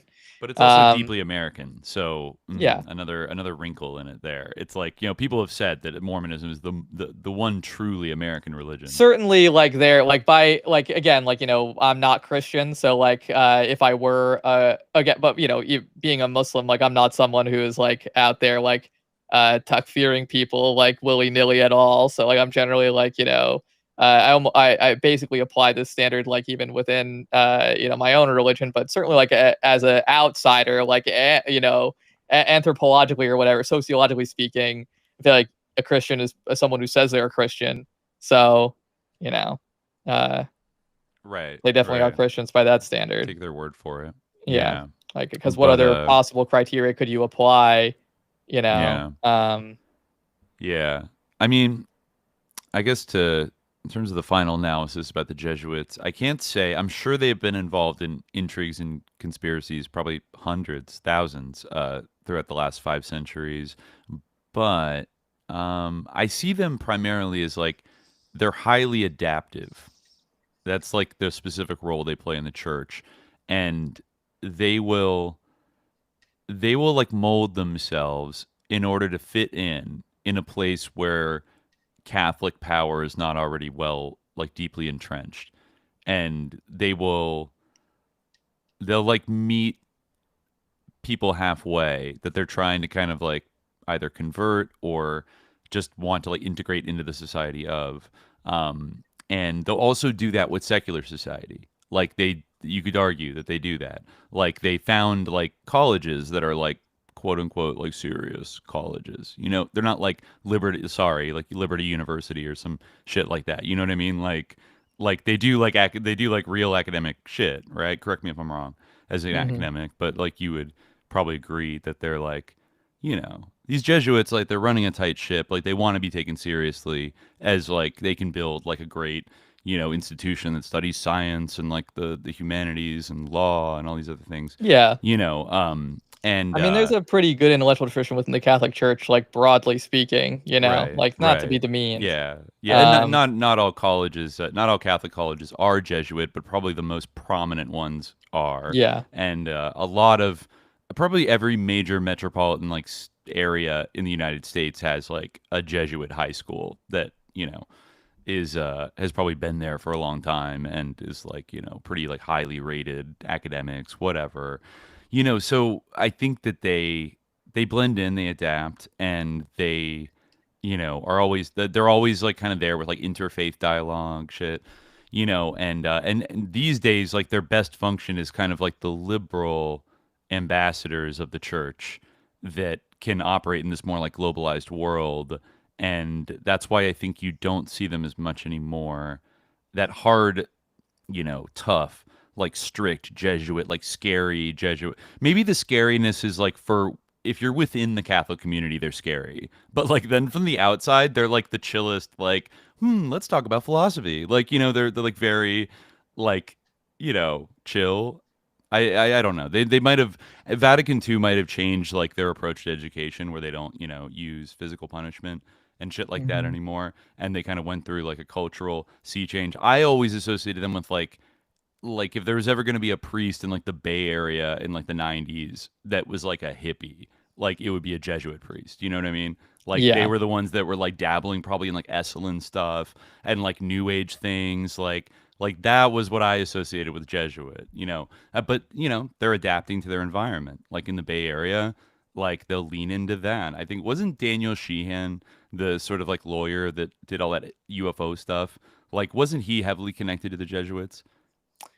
I think he was. Maybe he was at first. I remember he did the Christic Institute eventually. Yeah. I don't know if Christic Institute had like formal Jesuit connections, but I feel like it. Okay, Christic Institute was a. He was a candidate for the Jesuit priesthood, I guess, at one point. And his partner at the Christic Institute, who founded with him, was William J. Davis, a Jesuit priest. They worked on the Silkwood case, that like nuclear whistleblower scandal, and then they founded the Christic Institute after that. So yeah, and then in 1998 it was succeeded by the Romero Institute, named after Archbishop Oscar Romero, who's assassinated by the CIA in El Salvador. I forget if he was a Jesuit, but he was definitely a hero to the Jesuits. Yeah. So Christic Institute, literally Jesuit. like, but he was very active as like a left-wing guy, doing like left-wing legal action. They filed civil suit for damages against the KKK and American Nazi Party in 1985, who had killed civil rights demonstrators in the 1979 Greensboro massacre. Yeah. So then they also. This takes it back, though. The Institute was based in Washington, D.C. The Institute received funding from a nationwide network of grassroots donors, as well as organizations like the New World Foundation. Okay, wait, hold on. What is the New World Foundation? Is this going to bring us back to... Actually, it's not as bad as it sounds. It was a left-wing foundation based in New York that was a supporter of Henry Wallace's 1948 presidential campaign. It looks like Anita McCormick Blaine. It looks like left-wing heirs of the McCormick family, which was they were the heirs of industrialist Cyrus Hall McCormick, made this foundation and started funding like left-wing causes, essentially. During the early 60s, their goal was to aid education and promote better intergroup and international relations. During the early 70s, the foundation supported various civil rights and community projects. Hillary Clinton, whom Marion Wright Edelman had mentored, was on the board from 1982 to 1988 and was its chair for some of that time, including 1987. During that time, the foundation gave money to a variety of organizations active in civil rights and other new left causes, including Christic Institute, Grassroots International, Committee in Solidarity with the People of El Salvador, FAIR, and the National Lawyers Guild. By the early 90s, the foundation was giving money to a Silicon Valley group fighting consequences of computer industry toxins, all the while undergoing criticism for being invested in the likes of Louisiana Pacific, Nike, and Philip Morris. Wow, I do remember that. Like Hillary Clinton had a connection to the Christic Institute, and it was through this, the New World Foundation. So there we have like Hillary Clinton, new left, like NGO people, Jesuits, like they're fighting with Nazis, like interesting, right? Like, I mean, I'm still a little bit, just instinctually a little bit suspicious of Jesuits. At the same time, there have been some Jesuits that have like stood on the right sides of, historical issues. Yeah.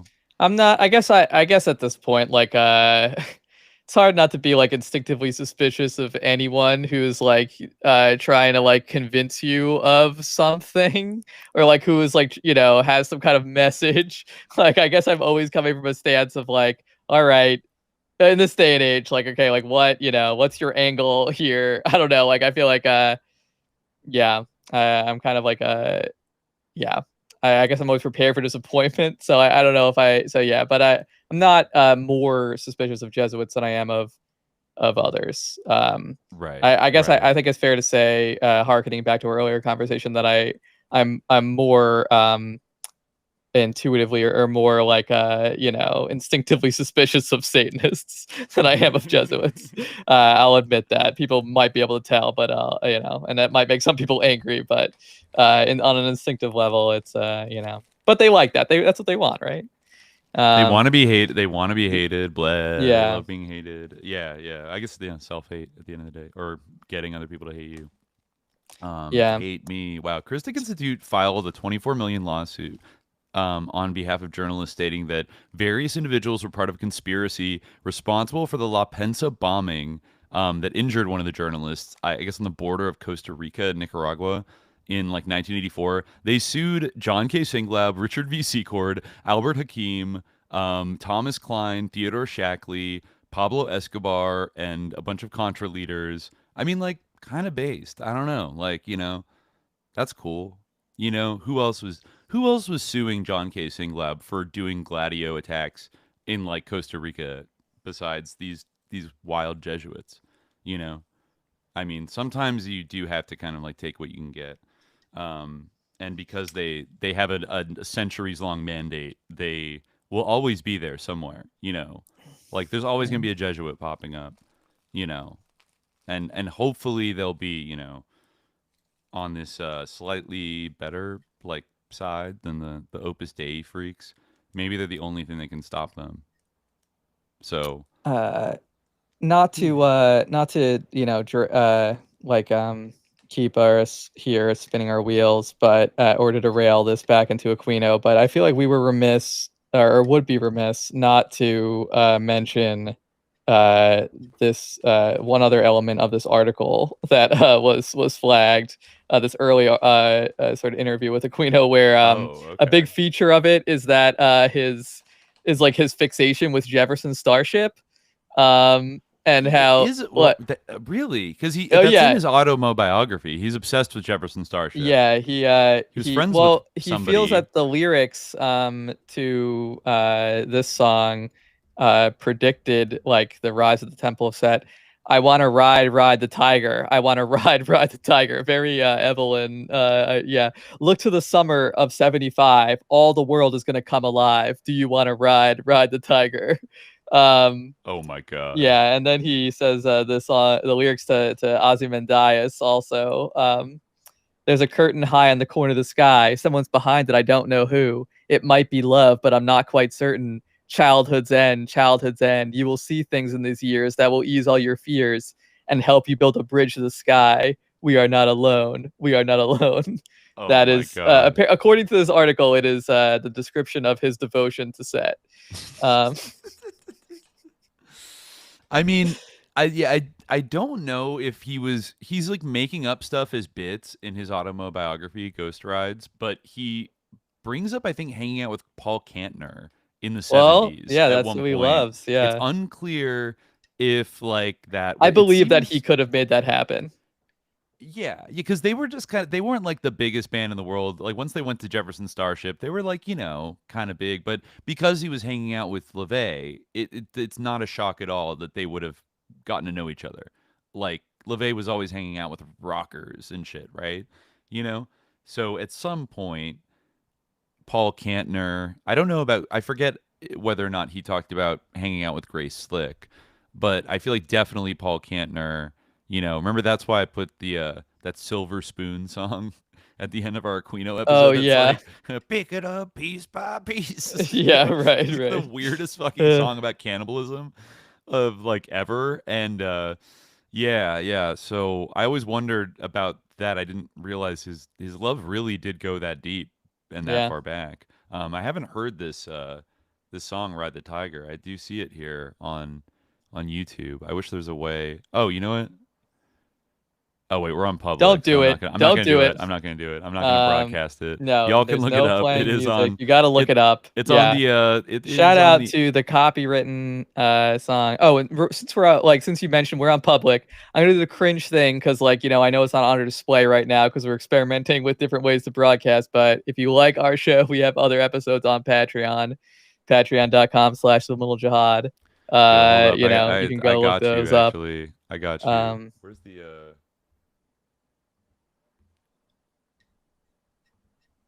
We're going for it. Yeah, there you go. Now you can see it. Can you? At least it should. Yeah. It's counting down. Yeah. Oh, yeah. I can't see it, and I don't know if I can see it. Oh, there it is. No, I see it on the I see it on the screen. Yeah. Okay. Yeah. We got lower thirds. Now it's gonna go away. So yeah, we do have a lot of episodes on Patreon. We're gonna be. Yeah, we'll probably talk about it. Maybe talk about it more on our Thursday show coming up. But we are moving into a new posting phase, right? Yeah. Yeah. So there's going to be. We're putting out 2 episodes a week once again. Yeah. The way we started back, 5 years ago. Yeah. At least one will be a public live stream, and the other will be on Patreon. Yeah, we finally, because we've embraced the live streaming thing, even though it makes things a little bit rockier at times, it does allow us to be consistent about putting out an episode a week. Because we record every week, but they wouldn't necessarily always drop every week. Right. Yeah, it's just better that way, and it does save us some time. I think we might have, depending on the episode to episode, the Patreon episode might be live streaming on Patreon, but only ephemerally. So you have to catch it actually live as a, live experience. Just how Patreon works, yeah.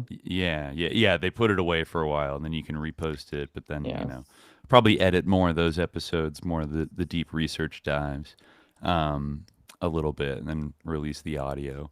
Yeah. Hopefully, we'll get the video down. I'm working on the video intro. I think it's the first time it actually worked for people. I'm going to put some more, add more to the Mickey Mouse Aquino kind of tapestry there. I don't know if anybody's got ideas, or if you call it, tell me about sus imagery from any SJ episode to throw in there. Maybe it'll become kind of like an evolving quilt, like a patchwork jacket, as we go on, just add different images into it, I'm too afraid to change the actual audio of our intro itself, because it just it is what it is now. It would feel wrong. Do you agree? Yeah. It's it's special to me, but yeah. But yeah, we're trying out a lot of things. Yeah. So yeah, I guess we could probably wrap up. Yeah, there. But we'll be back on Thursday for I think a significantly, well, I mean, not that the stream was short by any means, but we're gonna try to do a marathon type of thing. We're trying to make it festive and celebratory of our and it will be. So please swing by. Right. All day stream. We got to get that chat popping off. Gonna have a lot of cool old heads coming in to chat with us. So yeah, that's gonna be rad. I'm excited. Yeah. But for now, I guess that'll conclude Grotto Q&A 33. Maybe we'll Thanks. Yeah. Thanks again for to the joining us. Grotto. Yeah, and thanks for all your questions. We'll get to them all eventually. Thank you for sending them and keep sending them. Yeah. And we'll probably do I mean, in this some, age of liveness, you'll be able to jump in and ask more topical questions at some point too. But Exactly. we are going to answer the old ones. Since I think we're probably, I forget if we're doing Monday or Thursday. It's going to be our sort of live every week. It's unsure. We're still not determined. Maybe Thursday, because we're doing it both days this week. But maybe Thursday, I guess. Yeah, it's it's been pretty hard for us to get into a structure, honestly. We're just but no, we'll figure it out. All right. But I think that I think for the public one especially, we'll probably opt to do some live call-in, especially the new platform we're using has more interactive capabilities, and shit like that. That maybe we could unlock to really reach a more like coast to coast, call in kind of vibe with all of y'all. So, never fear if you've, been waiting 3 years to have your answer question in the Grotto of Truth. You can always call in and talk to us directly live. Yeah. Yes. All right. Well, we'll leave it there for now, but we will see you all on Thursday. Until then, dear listeners, stay vigilant. Peace.